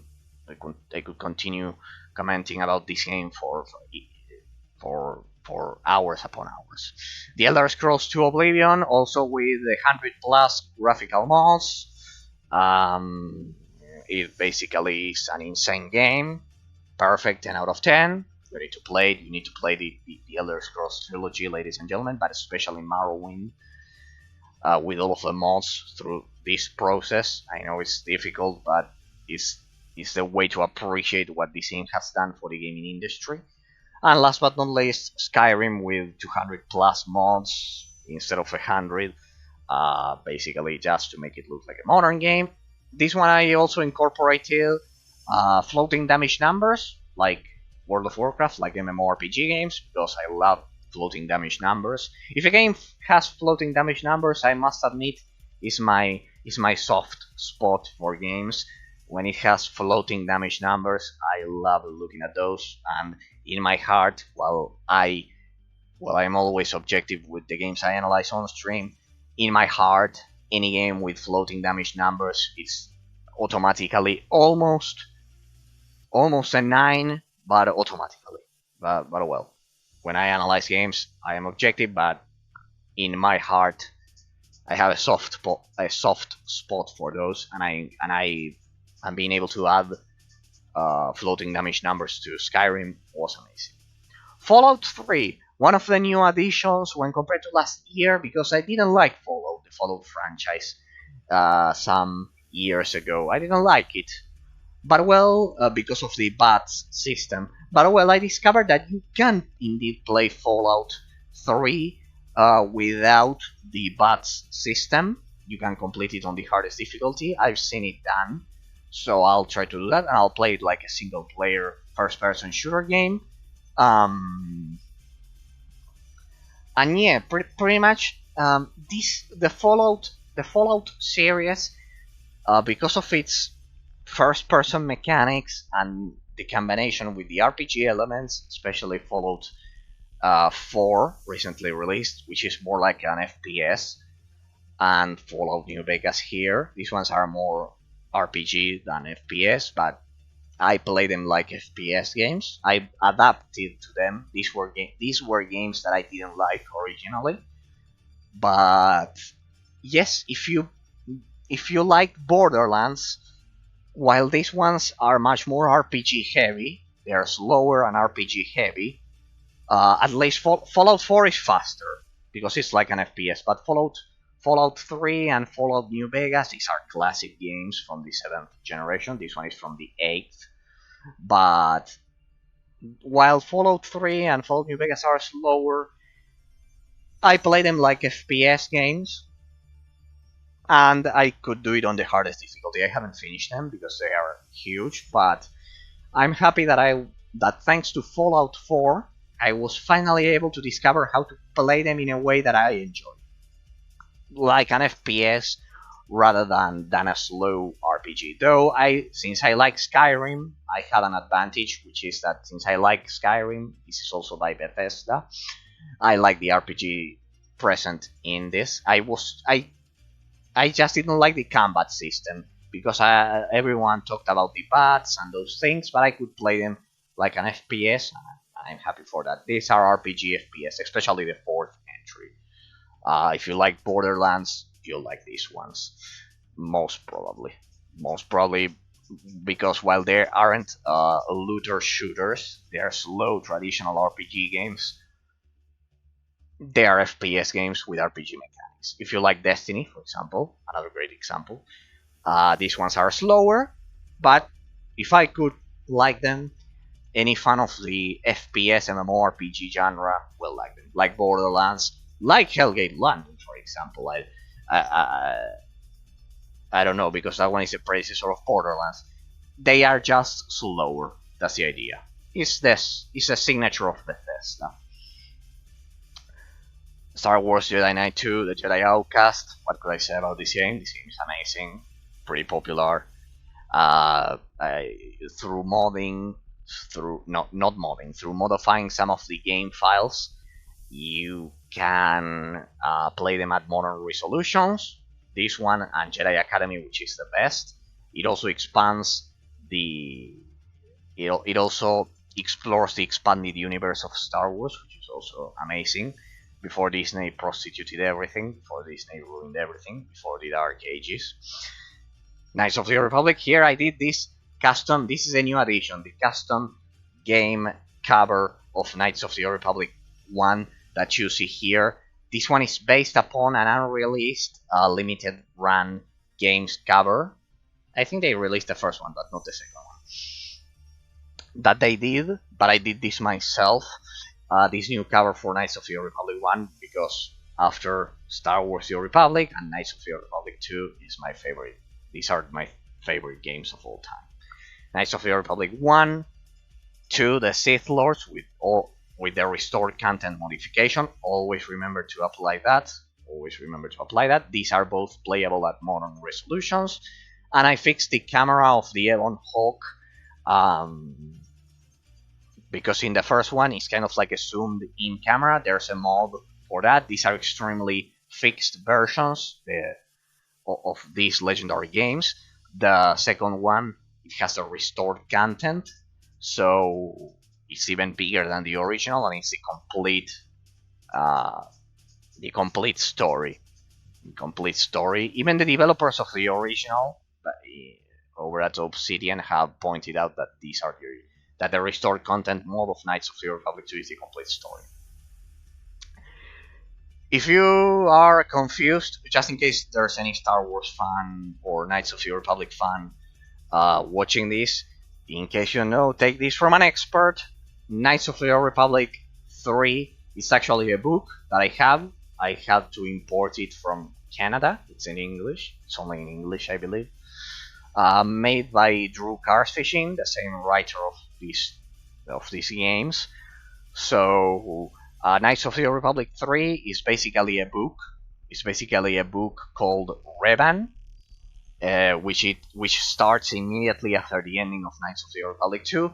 And then, even if a lot of people hate this, and even if a lot of people disagree with the official canon story here, Star Wars: The Old Republic is Knights of the Old Republic 3, 4, 5, 6, 7, 8, 9, and 10. It's basically the final representation, the final pinnacle of the Knights of the Republic series. That's why I consider it the greatest game of all time, because it also incorporated the tab targeting mechanics. Star Wars: The Old Republic is basically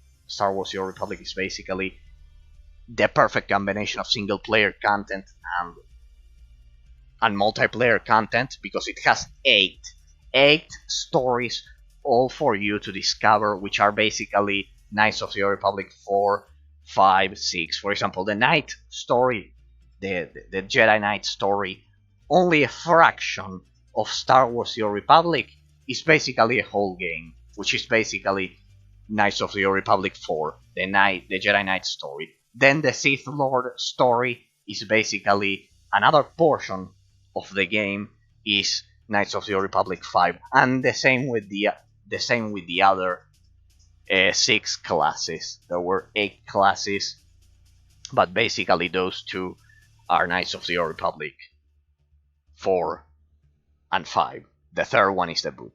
So yes, if there's any Star Wars expert watching this as a YouTuber or something, know that you can play much more Knights of the Old Republic if you know where to look. So yeah, pretty much. However, continuing with the offline legacy of BioWare, here we have Jade Empire. This is probably the next game that I'm gonna play offline, because I need to explore it. I played it back in the day, but not. I didn't complete it. I didn't explore it in depth. I don't like that, so I'll have to do it. I'll have to play it all over again. This one plays at modern resolutions. It's ready to play, so perfect. Jade Empire, it's probably another spiritual successor of Knights of the Republic 2. You'll see that the Knights of the Old Republic franchise spawned from now on in this collection. You'll see them represented here. A lot of games. You'll see a lot of games that they've spawned. Jade Empire was the most direct successor. The other one is Mass Effect 1. Only Mass Effect 1, not 2 and 3. Here I have the original versions rather than the modern Mass Effect trilogy, because they ruined the ambience, because they changed the lighting. And it affected the game more than you could imagine, because the characters feel dead, kind of like in their sight when you look in their eyes. When you look them at their eyes, they feel dead because they changed the lighting. A huge fuck up by Electronic Arts, a traditional fuck up by Electronic Arts. Nothing that could surprise us at this point, ladies and gentlemen. Basically, it's what we are used to with Electronic Arts, fucking up probably one of the greatest games of all time. My favorite out of the trilogy is Mass Effect 1, with the gameplay system of Mass Effect 1, not the modern re-release, because they completely destroyed the heritage of Knights of the Old Republic. The first Mass Effect has a different combat system when compared to Mass Effect 2 and 3, which were basically third-person shooter games influenced by Years of War after the the the, the huge popularity of Years of War in the during the seventh generation of gaming consoles. So Mass Effect 1 is unique and is part of the legacy of Jade Empire and Knights of the Old Republic 2. There's another game that followed this legacy, Dragon Age Origins. But this one is much more similar to Baldur's Gate. This is a mix between Baldur's Gate and Knights of the Old Republic, but it follows the modern formula of Knights of the Old Republic. I would say that Dragon Age Origins and Mass Effect are on a totally different league when compared to their sequels. They are after Star Wars: The Old Republic, Knights of the Old Republic 2, and 1. I would probably place Dragon Age Origins and Mass Effect 1 as my next two favorite games. So it would be a contest between Obsidian and BioWare, but basically that would be my top. Dragon Age Origins, it's a must play. It's beyond anything you're imagining. You control a party of 4. It has MMORPG mechanics. It has the classic system of Knights of the Old Republic with the advanced classes. And here, by now, we already see a complete independence, of classic tabletop Dungeons and Dragons games. Basically, Dragon Age 2 is more of the same, and Dragon Age Inquisition. Dragon Age 2 is not like Dragon Age Origins. Be careful. Dragon Age Origins, the expansion boss of this game, I almost forgot. I just don't want to spend a lot of time talking about these games. The Dragon Age Origins expansion, the final boss, is arguably harder than Chromorax, harder than 99% of the bosses that you'll see here, that you'll see in most modern RPG games. Is brutal, and it's a huge achievement after finishing the base game and everything, completing the final boss, the Harvester, I believe it was the name. I remember it took me several days.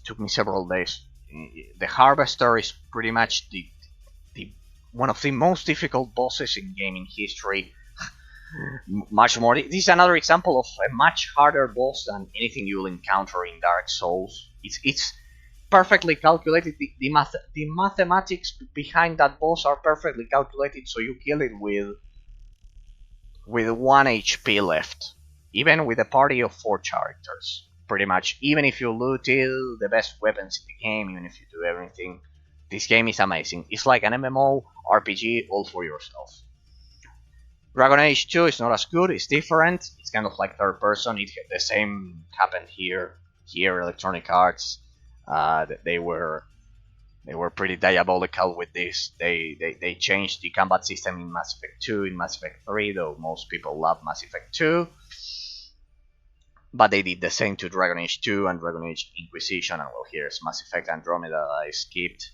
That one it's a disaster, but well, what are you gonna do? It's part of a Mass Effect franchise. Let's say because of the name, I had to forgive that one. But well, The Witcher, the original version. I'm playing this right now. I'm playing this offline right now. I actually played this game in the past, but I could never finish it. I made it to Act 3 or 4, and then I had to drop it because I had to sit for law school exams. I was extremely busy. Couldn't finish it, and I'm finishing it right now. But I've already finished Act 1. I would highly suggest you play this version because of something that I've mentioned something that I mentioned during the I think was the Stonehenge campaign of Hellgate London, that they are about to release the remake of this game, and you must be thinking, Eraser, why play the original game when they are about to release the enhanced version of the game? The remake of the game, which will be similar to The Witcher 3, but with the story of The Witcher 1. Because this one, just like what happened with Mass Effect 1, just like what happened with Dragon Age, they are probably going to change the gameplay mechanics, and I don't like that. I think all of these games from this period of time, these modern RPGs from this period of time, these third-person RPGs from 2007, 2009, 2008, I think their combat systems were perfect. I think they were perfect. I think they were perfectly implemented. I think the game doesn't need a remake. I will have the remake and I will play the remake eventually, but it's not my top priority because they are probably going to prostitute.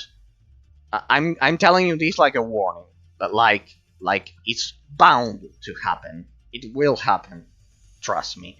Uh, they are probably going to prostitute the story of the original. Why? Because let's just say that in the modern, uh, at least American culture, global American culture that we in the Western are experiencing, let's say it like this, so no one is offended. Uh, this game simply that this game simply will cause people to commit massive suicides because it is a Western European medieval game, and it follows the culture of that period of time. It is faithful to it, and I think CD Projekt won't have the balls, they won't have the courage, they won't be valiant enough to recreate this game exactly as it is because of several things. It is a Polish game, as you know, based around Polish medieval, Western Polish medieval culture, and it's faithful to the original. It inherits a lot of the traits of the Roman Empire. If you know about history, you'll know what I'm talking about. Mostly in Europe, this is taught, but in the US, this is something that I've mentioned. The US educational system, when it was founded, it cut the roots that the colonists had with Europe. Here in Argentina, for example, we didn't. That's why you can see that even my way of speaking and my hands when I move them while speaking, that's so typically Italian. Unlike that, several other things. For example, the concepts of family, society, and culture, and all of those things. If you look at Italy and Argentina, for example, or Spain and Argentina, they're basically the same. We didn't cut those links that we have with Europe. But in the US, CD Projekt nowadays it's a pretty famous company, and to appease the investors, nowadays huge gaming companies have investors, US investors, they will probably ask CD Projekt to change the original story. They'll probably ask CD Projekt to change the original story because out of sheer ignorance, because they probably never studied classic Western European history, which should be pretty much mandatory worldwide because it's the birth of Western civilization. I don't know for Eastern countries, but Western countries, Europe, South America, and North America, especially in South America we do it, but in North America they don't. They should study Western European history, Roman Empire, Greece, even the transition from Egypt to Greece, because it's not Europe, it's the founding, everything, especially Roman Empire, and then medieval history.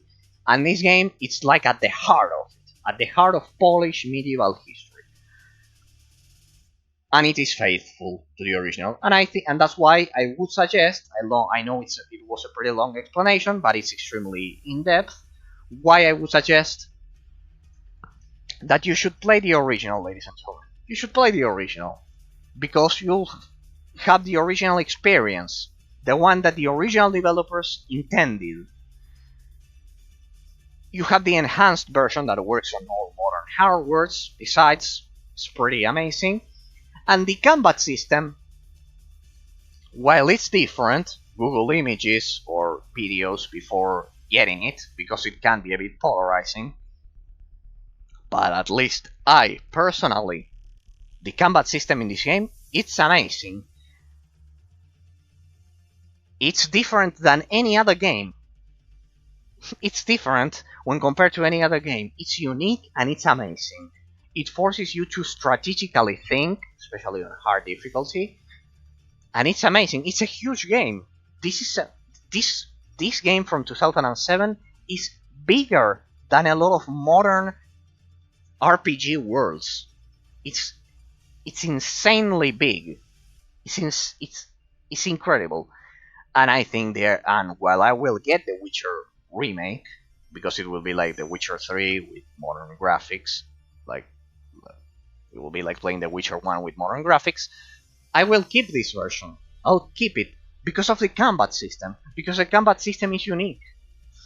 It's challenging and amazing, and it's the true Witcher experience. If we get into a purist mindset, it's a true experience, the original pure experience of The Witcher. So I have to highly recommend it, even if the gameplay may seem weird by today's standards. I don't think it's weird. I think it's amazing, and I think it's not appreciated enough. The Witcher 2: Assassins of Kings. This one, it's a much more modern game, amazing graphics, the enhanced edition. This is on the Xbox 360, I believe. This one is exclusive to PC until they release the remake. But well, this will remain probably exclusive to PC forever. This one is much more modern, a much easier recommendation. 100% The Witcher 2 and The Witcher 3. What could I say about it?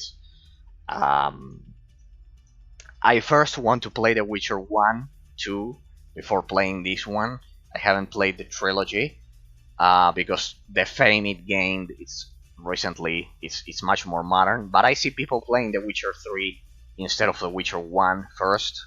I don't want to do that. I'm playing the first one, and then I'll play that one. But if there's one thing we can say about this game, because I've seen tons of gameplays of this game, is that it revolutionized the secondary quests and open world gameplay mechanics, and it's also responsible for the fact that we had the Breath of the Wild 2 years later. This one was 2015, and that one was 2017, if I'm not mistaken. So it's also responsible for Nintendo. The people over at Nintendo, they have said that they publicly inspired themselves in this one, and not them, because The Legend of Zelda Breath of the Wild is co-developed between Monolith and Nintendo. Monolith, the developer responsible for Xenoblade Chronicles, was responsible for the open world aspect of The Legend of Zelda, for that twist. Before Breath of the Wild, The Legend of Zelda series was completely different. That's why you can see there's a huge gap of years between Twilight Princess and Breath of the Wild, and we have Skyward Sword in between them, but it's not one of the big releases. So yeah, Monolith Software, they have publicly stated from Japan that they took inspiration in The Witcher 3 from 2015. Definitely the game of the year of 2015. I cannot wait to play this one, but first I want to play the other two, because then you cannot appreciate them. Fable, this one I have completed. I have completed this game 100%. The same goes. I forgot about those. I completed the Mass Effect trilogy. I completed Dragon Age Origins. I'm still working on Dragon Age 2 and Inquisition. Didn't play Andromeda, but yeah, pretty much. There you can see. You can see that I do my best. Fable 1 Anniversary Edition. What a forgotten game. What a forgotten game, ladies and gentlemen. This is the PC version. It works perfectly. You can play it with. I played this one with an Xbox One joystick, with this joystick basically. You can play it with modern joysticks. It's meant to be played with a joystick. This is a game from the original Xbox and PC, but the anniversary edition here it's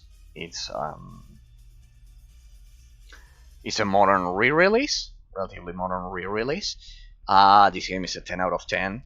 One of the big third-person modern RPG games. Arguably one of the best games made by Microsoft, if not the best. My favorite is the original one rather than Fable 2, because this one is a bit more challenging. Jack of Blades, a great villain. The gameplay mechanics of this game are incredibly modern for today's standards because they follow the Legend of Zelda Ocarina of Time's formula with the focus targeting. The only thing that a lot of people complained about of this game is the fact that you actually age, like, yes, going from child to an adult, and it's a huge reflection on life. It's a British game developed by Lionhead instead of Polish or American, in the case of The Witcher and BioWare. In the case of CD Projekt and BioWare. Lionhead Studios, but Microsoft was always behind this franchise. It's intrinsically tied to them. So yep, pretty much. The setting of this game is all British, 100%. The first one is, in my opinion, the best. It's the original experience. It's a complete package. It gives you a lot of context. The second one, this is why you don't see a second one here. You see that we jump from the first one to Fable 3. The second one is exclusive to the Xbox 360. It's a much bigger game. It's a much bigger game than this one. This one still retains kind of like that semi-open world and classic aura of Knights of the Old Republic. Fable 2, no. Fable 2 is also semi-open world, but it's huge. The problem with Fable 2, and the reason why I don't like it, while most people think it's the best of the series, probably because they haven't played Fable Anniversary here on PC. Also in this game you can choose to be either evil or good, just like in Knights of the Old Republic. In Fable 2 is extremely easy. Extremely easy, and sorry, but in my eyes that's a critical flaw. That's a critical flaw. I completed Fable 2, every single side quest on the Xbox 360. Brilliant game, perfect, but it had a critical flaw. It was way too easy, except for the arena.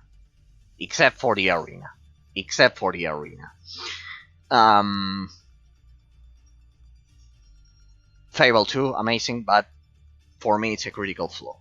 If there's one thing I cannot forgive when I analyze a game, is if it's extremely easy.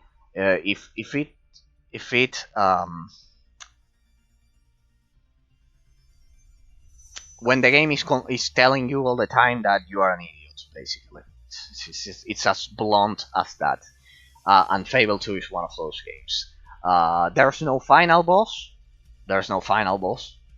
I think that's the worst part of it. Fable 1, does have a final boss and a pretty charismatic villain, and I think that's a critical flaw. That's a critical flaw that I couldn't forgive Fable 2. I still have to play Fable 3. I've already played the other two. This one is the only one left. Everyone hates this game from 2012. Fable 2 was from 2009 and Fable 1 from 2004, if I'm not mistaken. This one was part of the Games for Windows Live project of Microsoft. Games for Windows Live project of Microsoft. With Windows Vista. But yeah, this one I still have to try it. But yeah, I haven't seen a lot of footage from this one. I don't want to. I want to see if it's like Fable 1 or like Fable 2 or worse than the other two. This one is a surprise. It's a surprise I want to save for myself. That's the idea. It's a surprise that I want to save for myself. because a lot of people hate Fable 3. A lot of people hate Fable 3, and I want to see if it's justified or not. That's the idea. That's the idea. Kingdoms of Amalur Reckoning. I've covered this game a lot of times. This one was. I haven't played it on stream, but I've commented about this game a lot. When I was analyzing Hellgate London, how it got completely ruined by the potion system, that you can simply finish this game by spamming potions without any kind of purpose. It's extremely easy. Another thing that I cannot forgive about this game, but this one I could mod it. The original version with the. Even on the hardest difficulty, this game is easy, but with the mod, with the. I don't remember the name of the mod, but with the mod, you can make it harder. You can make the enemies harder, so it's pretty much the only way to fix this game. Highly recommended with the I mod or something like that. The Y mod or something like that, I don't remember. But yeah, I fixed that. I fixed that during the original game. At first I played this game on the PS3. I finished it with all of the side quests. Then I got it here on PC. I played a bit of it. I didn't finish it. I just tried the mod and left it ready. And now this is the enhanced edition, the Re-Reckoning edition. The Re-Reckoning edition, which hopefully fixed the difficulty. If it didn't fix the difficulty, well, back to modding. I'll have to mod it again. But well, they added content in this version. This was originally meant to be a huge MMO game. It was originally an MMO game, and then it turned into an offline game. I highly recommend this game. 10 out of 10, even with the difficulty. It's like an MMORPG. Like if you liked the Exiled Realm of Arborea and those, it uses the crosshair, but it's amazing. This one is on par with the best games that I've ever played. Kingdoms of Amalur Reckoning. It has an interesting story because the composer of this game was also involved in the Lord of the Rings soundtrack, so it's amazing. This was meant to be the next World of Warcraft, but it ended up being its own thing, and well, I think this one is also one of the games that THQ Nordic has been rescuing. I think recently, THQ Nordic has managed to revive this game, and they managed to give it its own personality, if you know what I mean. It was a failed experiment, a failed World of Warcraft clone. A failed World of Warcraft clone, and now it has its own identity, with its own expansions, with its own everything, while retaining that classic medieval fantasy setting.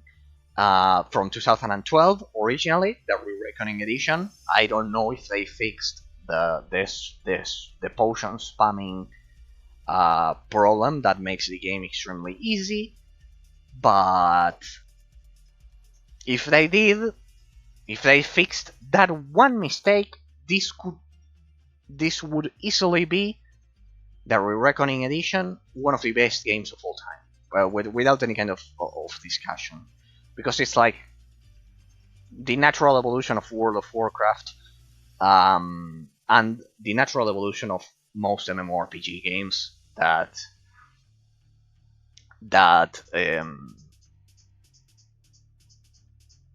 certainly evolved the genre a lot.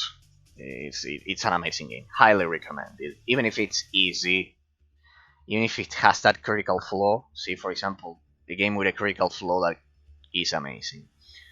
Graphically, it's similar to Fable 3. That's why I also have them grouped together, besides both of them being released back in 2012. Alpha Protocol, another game developed by Obsidian, third-person shooter with espionage.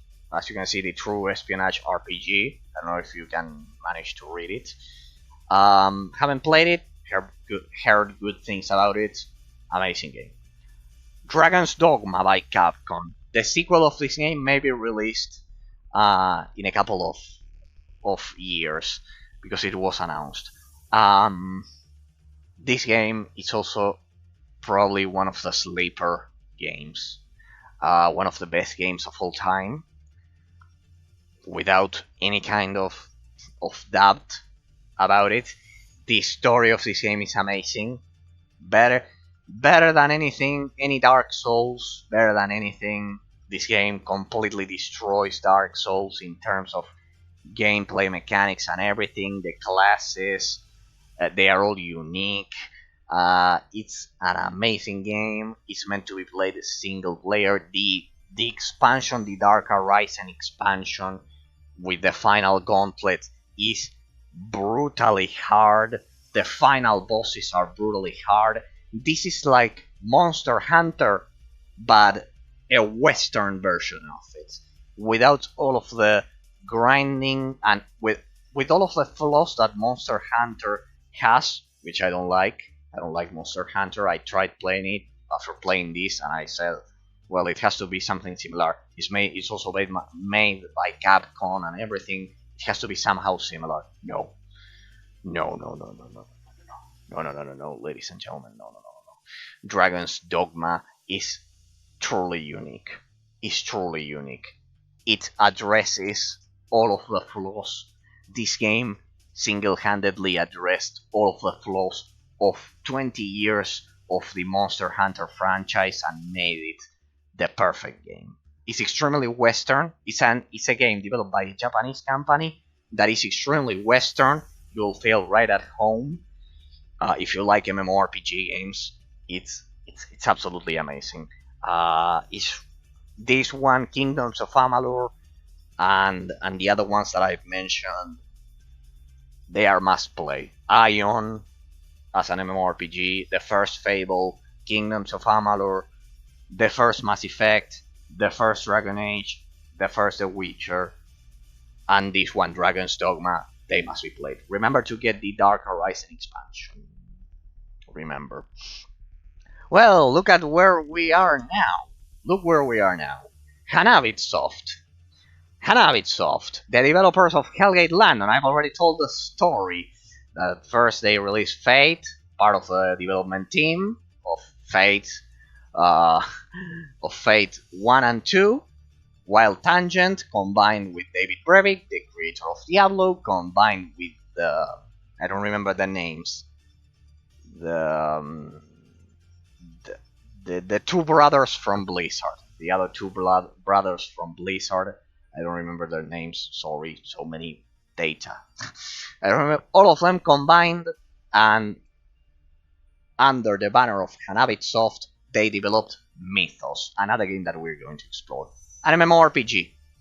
You must be wondering, is this another one of your offline MMORPG experiments, of your reverse engineered MMORPG experiments? No, because just like Hellgate London, this game was patched fully offline, made by the same company. Hanabi Soft recently, last year, patched this MMORPG offline. It's one of the worst ports I've ever seen. One of the worst. Part of the game, some of the classes are in Korean. I wonder if they'll ever be able to fix it. One of the worst technical ports I've ever seen. You cannot play it at more than 1080p. But well, it's part of gaming history, and I think I'll be the brave soul to showcase this on stream eventually, because it's the same developers of Hellgate London. After developing Hellgate London, Hanabi Soft went on to develop Mythos. So it was kind of like another. Remember that I said that the guys over at Runic Games, they always try to create a persistent online isometric action game, that it was their unfulfilled dream. Well, this one was another one of their tries. It's an MMORPG, fully playable offline. They patched it last year. We're gonna explore it. Eventually. So yeah, incredible. Hellgate London. what could I say about this game? Check out the analysis I did 2 minutes ago. check out my previous, check out my last walkthrough in which in which I soloed Westminster Catacombs, an epic 8-hour finale. It's not on the Twitch channel, ladies and gentlemen. It's over at YouTube. Here you can see I did this custom cover for the game. What could I say about this game? The predecessor of Borderlands. I've already analyzed it. Check out all of my recent gameplays of it. I wanted to play this game for a lot of time, and I finally got to do so and analyze it on stream. We still have a lot of things to explore thanks to the 2038 mod developed by Siona's team. That I always thank him for that. And the game, as you could see, is absolutely incredible. We still have to explore some parts of it, but yeah, you can see that I thoroughly enjoyed it. The predecessor. Now let's talk about the successor, Borderlands. First-person shooter, extremely popular, developed by 2K.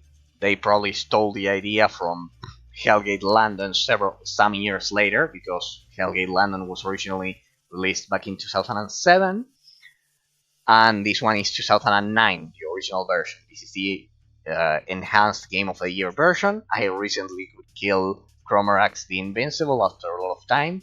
These are extremely grindy games, and as I've said, in the case of Hellgate London, I installed both games, both mods, the 2038 mod, and on top of that, the single player 2038 mod. And like that, it's like Diablo 2. It's like Diablo 2 Hellgate London, with these two mods installed one on top of the other one. I can play it offline, with offline characters, and online, as you've seen. Borderlands, highly recommended, the successor of Hellgate London, and much better than Destiny, if you ask me. You'll have to play this game intensively and a lot if you want to get the most of it, because you'll have to roll for a lot of the weapons. You'll need to be extremely lucky to get the best weapons. I still haven't got any of the pearlescent. There are only 8 pearlescent weapons. The characters in this game are amazing, a lot of personality, one of my top games of all time, the first Borderlands. Now I'm ready to continue with the second one. Let's see if it's better than the first one, but I don't think it will be, because of a lot of the weapons I read that have been nerfed. But well, most people think the second one is better than the first one, but usually in my case, I like the originals. I like the originals more than the sequels. For example, I like God of War 1 more than 2, though the third one is an exception, because I like that one a lot. I think it's the best one. It's an exception, but generally I like more the original game, because they always feel like a complete package, like that. There are exceptions, of course, like Knights of the Old Republic. I like more the second one. Borderlands 2, the pre-sequel, and Borderlands 3 recently released. I need to play 2, pre-sequel, and 3. Pretty much the idea is that completing each one of these games takes a lot of time, so yeah, it'll probably consume the next 5 years of my life, or I don't know, 3 years at least, I don't know. Lichdom Battle Mage, a game that we have to showcase. First person, combining RPG elements with FPS mechanics. I have it here because it's similar to Borderlands, except for the loot part of it. It was made with the CryEngine. It's one of the few CryEngine games ever developed. That's why it's also important. And it's probably the only indie developed CryEngine game alongside Wolves and Lords of Mayhem. So that's a huge achievement. There are only 2 games like this that I'm aware of. I think there were some others, but I don't remember their names. These are the 2 most famous in my eyes. So yeah, I will showcase this one, so I don't want to spoil you. Pretty interesting. Dungeons and Dragons Daggerdale, a bare bones game, not good.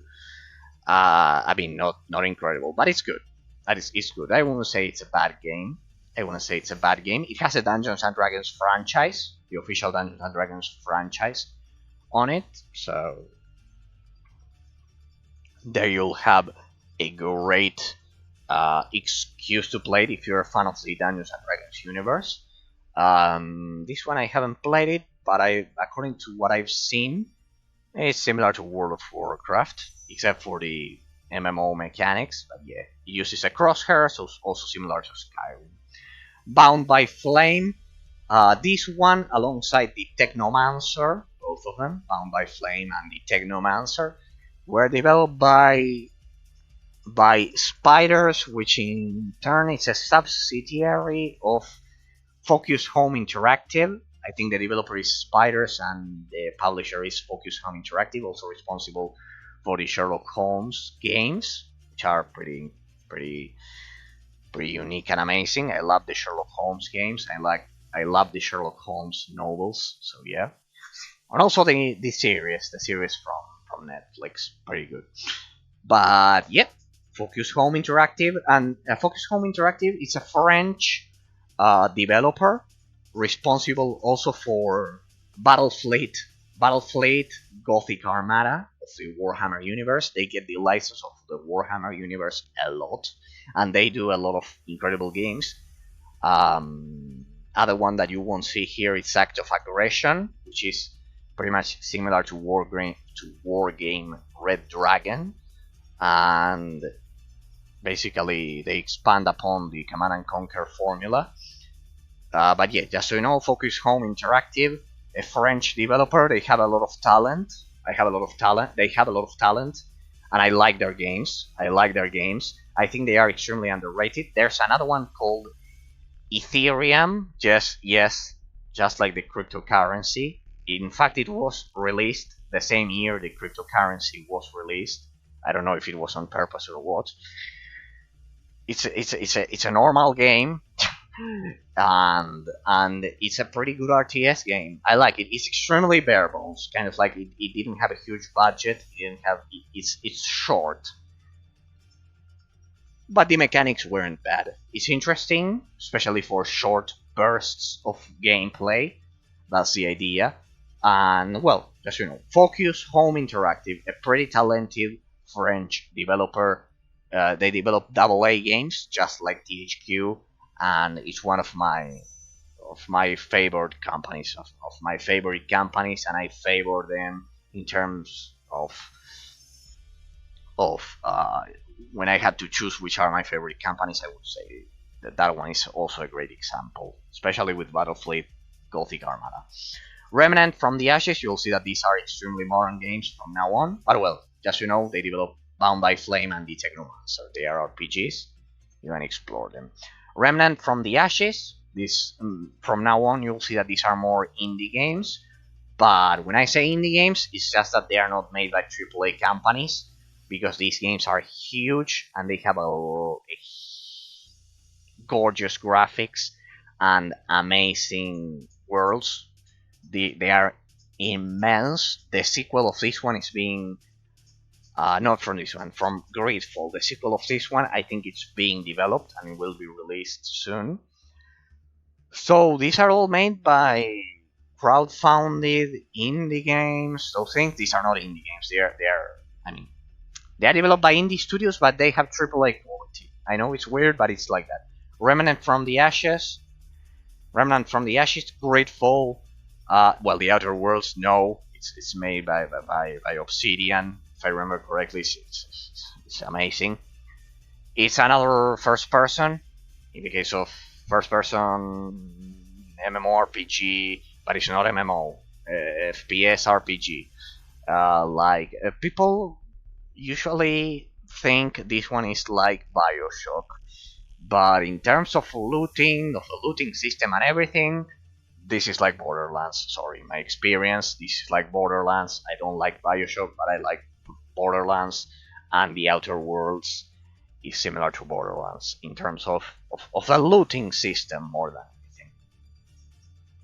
Immortals Phoenix Rising, pretty much the Ubisoft clone, the modern Ubisoft clone of The Legend of Zelda Breath of the Wild. This game is like Breath of the Wild with Greek mythology.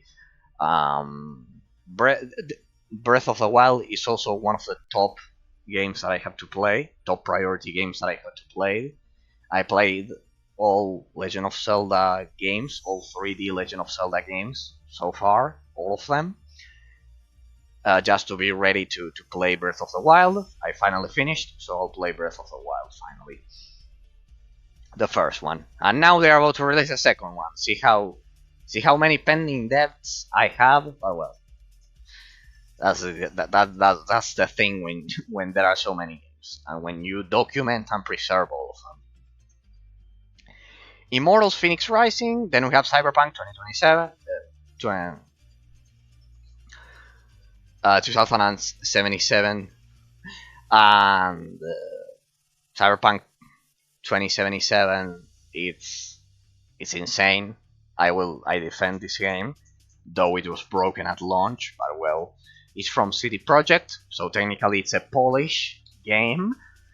And I would say that if you like the Outer Worlds and Borderlands, this one is a much more modern example, but the looting system is like Destiny and Borderlands, so it's another example of the few FPS RPG games out there. So just for that, it's worth it. It has the most insane graphics you'll ever stumble upon.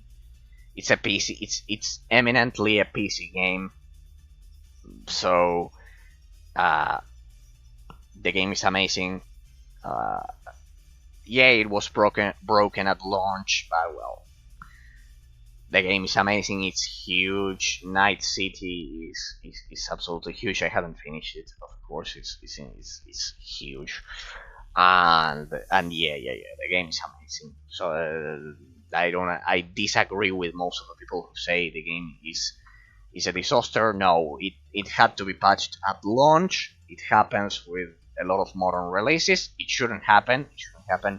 But the game is simply way too important, huge, and amazing to just let's say punish it for being broken at launch. In that case, well, if the game then becomes as incredible as this one, it should at least have the chance of being forgiven. Biomutant, people, Biomutant. It had a recent expansion. It's a great game. I think Biomutant is the game that finally fixed the rolling mechanic of Dark Souls.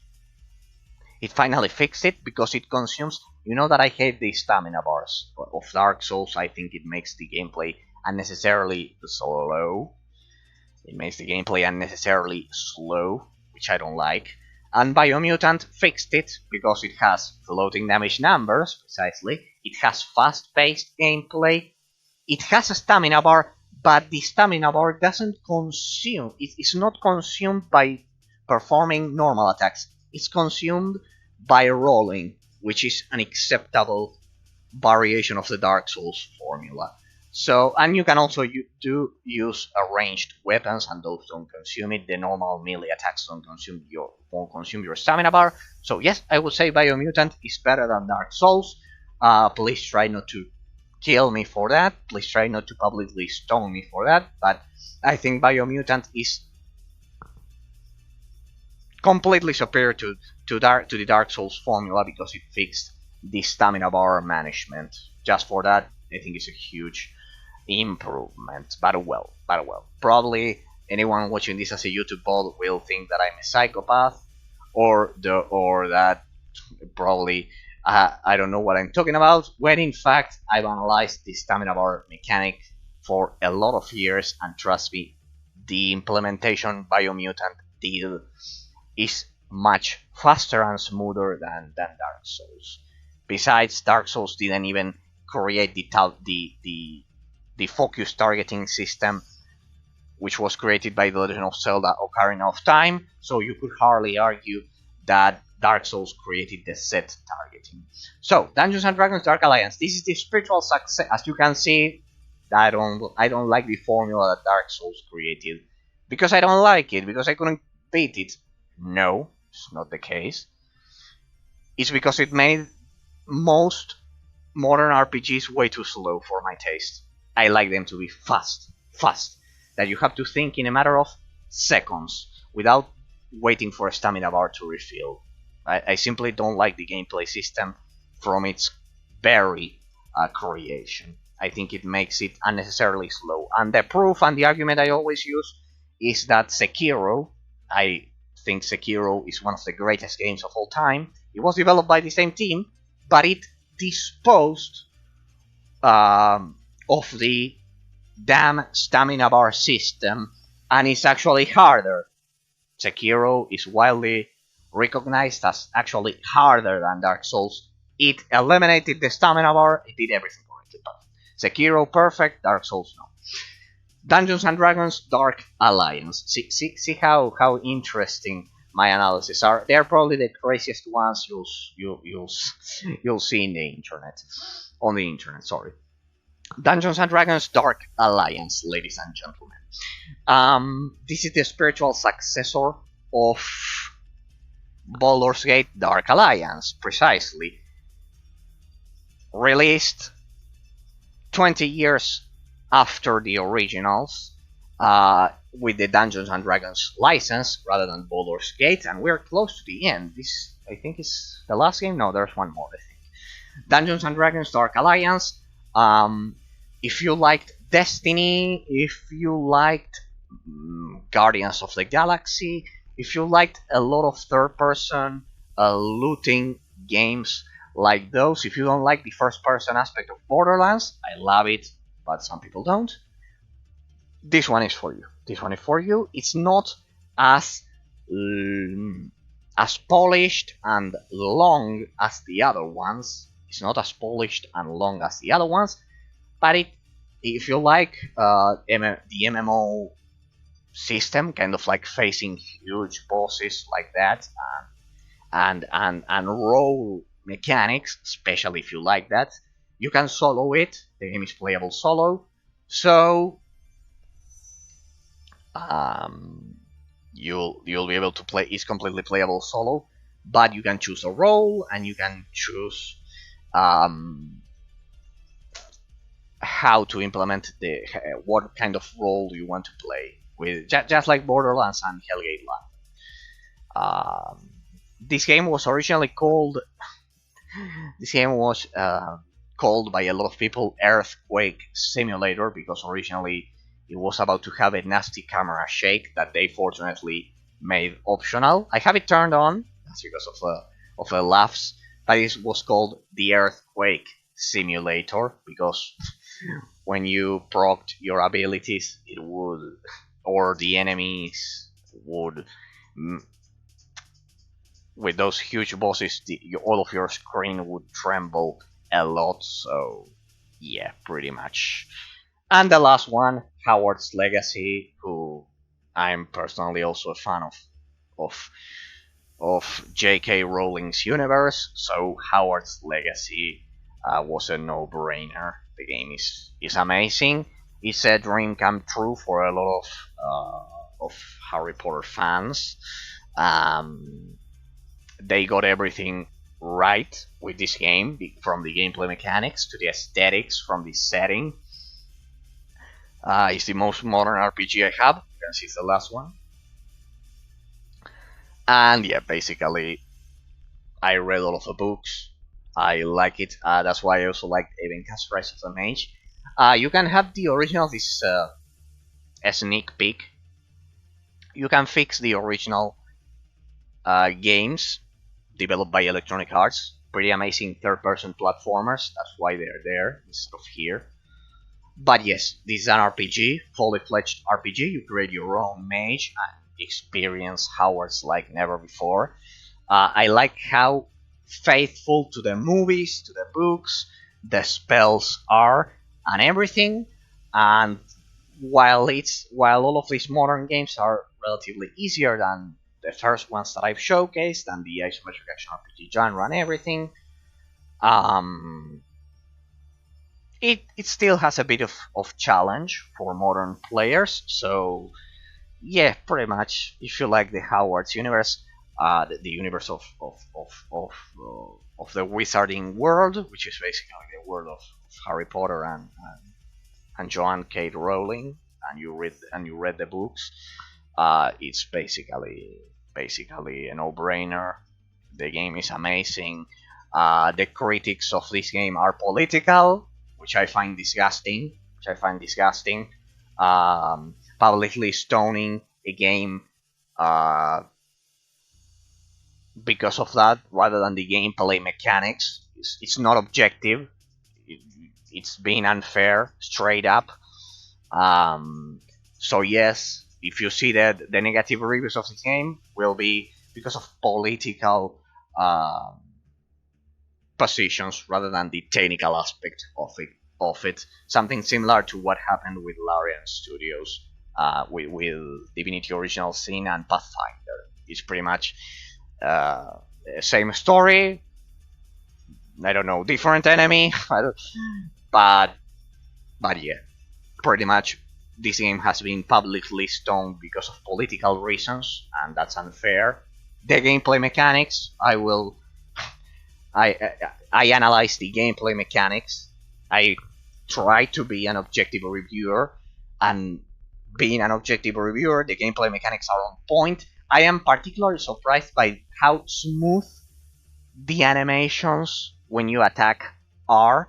They have a perfect correlation with the movements of the real actors in the movies, which is impressive. Kind of like they match the movements that the actors practiced for years to do when they would cast spells, and they have been perfectly reproduced here. That's why it's unfair.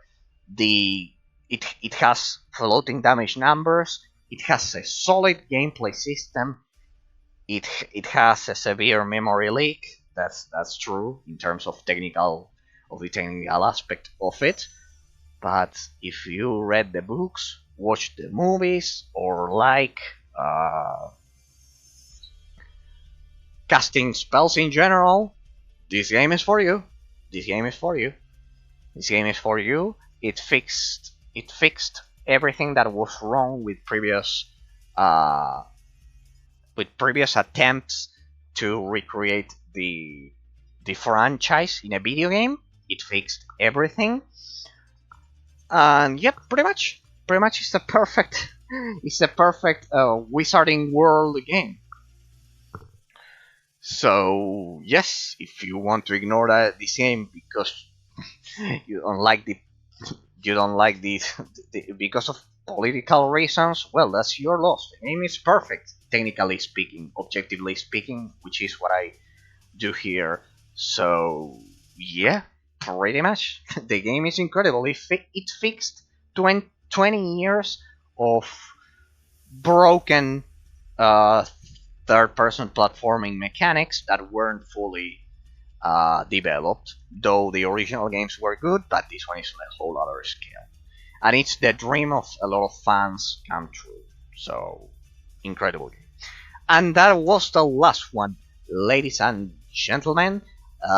First of all, thanks from the bottom of my heart to the 19th subscriber of the YouTube channel. Your subscription, as I said at the beginning, was private, so once again I don't know the username, but thanks from the bottom of my heart. I know that my content is extremely niche, so it's always good to see when people care about all of these forgotten games that I analyze and showcase. That certainly deserve much more praise.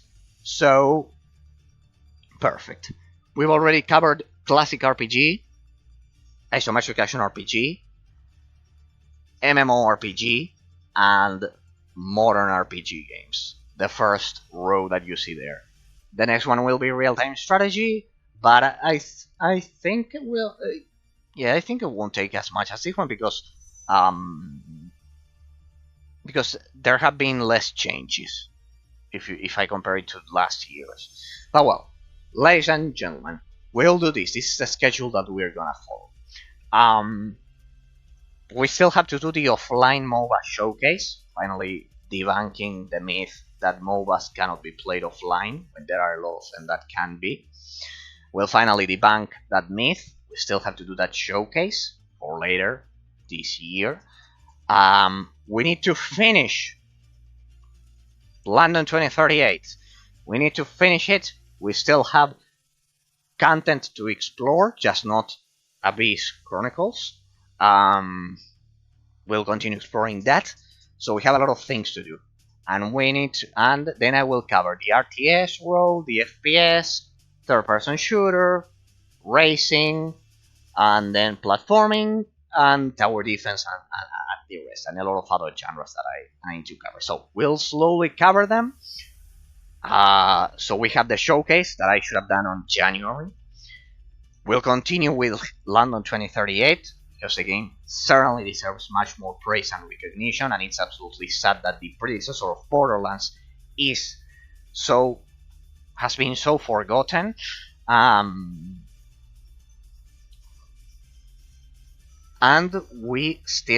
then we'll continue with the next analysis, right? So that's the schedule that we are gonna follow. Hey, we still haven't explored Nightmare difficulty. We could do that as well. We still have to explore Nightmare difficulty of London 2038. We still need to explore that. But well, first before that, we'll get to the rest of the restored content. Okay, so we have all of those things. Remember, next week, sadly, I won't be able to stream because I'll be busy. But if I do so, it'll be on Sunday. It'll be on Sunday if I do so. And I think we will. We could do that. We could play London 2038 on Sunday, and then on next week I continue with the next row. And like that, we will cover both things. Perfect. And then we have the analysis that need to continue. Ladies and gentlemen, it's been my pleasure sharing this compressed history of the RPG genre, in this case with its subcategories. It's been my pleasure sharing it. On Thursday, we'll continue with the other row, with the RTS row. We'll leave those ready, and then we also need to do the MOBA showcase. We'll do the MOBA showcase. Right, so plenty of things. Thanks from the bottom of my heart to anyone who may have taken the time to watch this either as a YouTube VOD or a Twitch VOD, and also, thanks Dima, of course, for being live today with me, and thanks to all of the followers of the channel in general from the bottom of my heart. We will continue showcasing all of these niche games that certainly deserve much more praise. See how many stories of the gaming industry, of the RPG genre we have here, people. See how many that people ignore nowadays. Oh well, I have plenty more of those to come when we explore the rest of the genres. Ladies and gentlemen, it's been my pleasure. See you all on Thursday. We'll continue with the RTS row. I need to take a rest after beating that Deep Crow monster. It took me several hours figuring out how to kill that thing with its damn lieutenants. Damn it, I needed a rest. Ladies and gentlemen, it's been my pleasure. See you all on Thursday. Have a great week.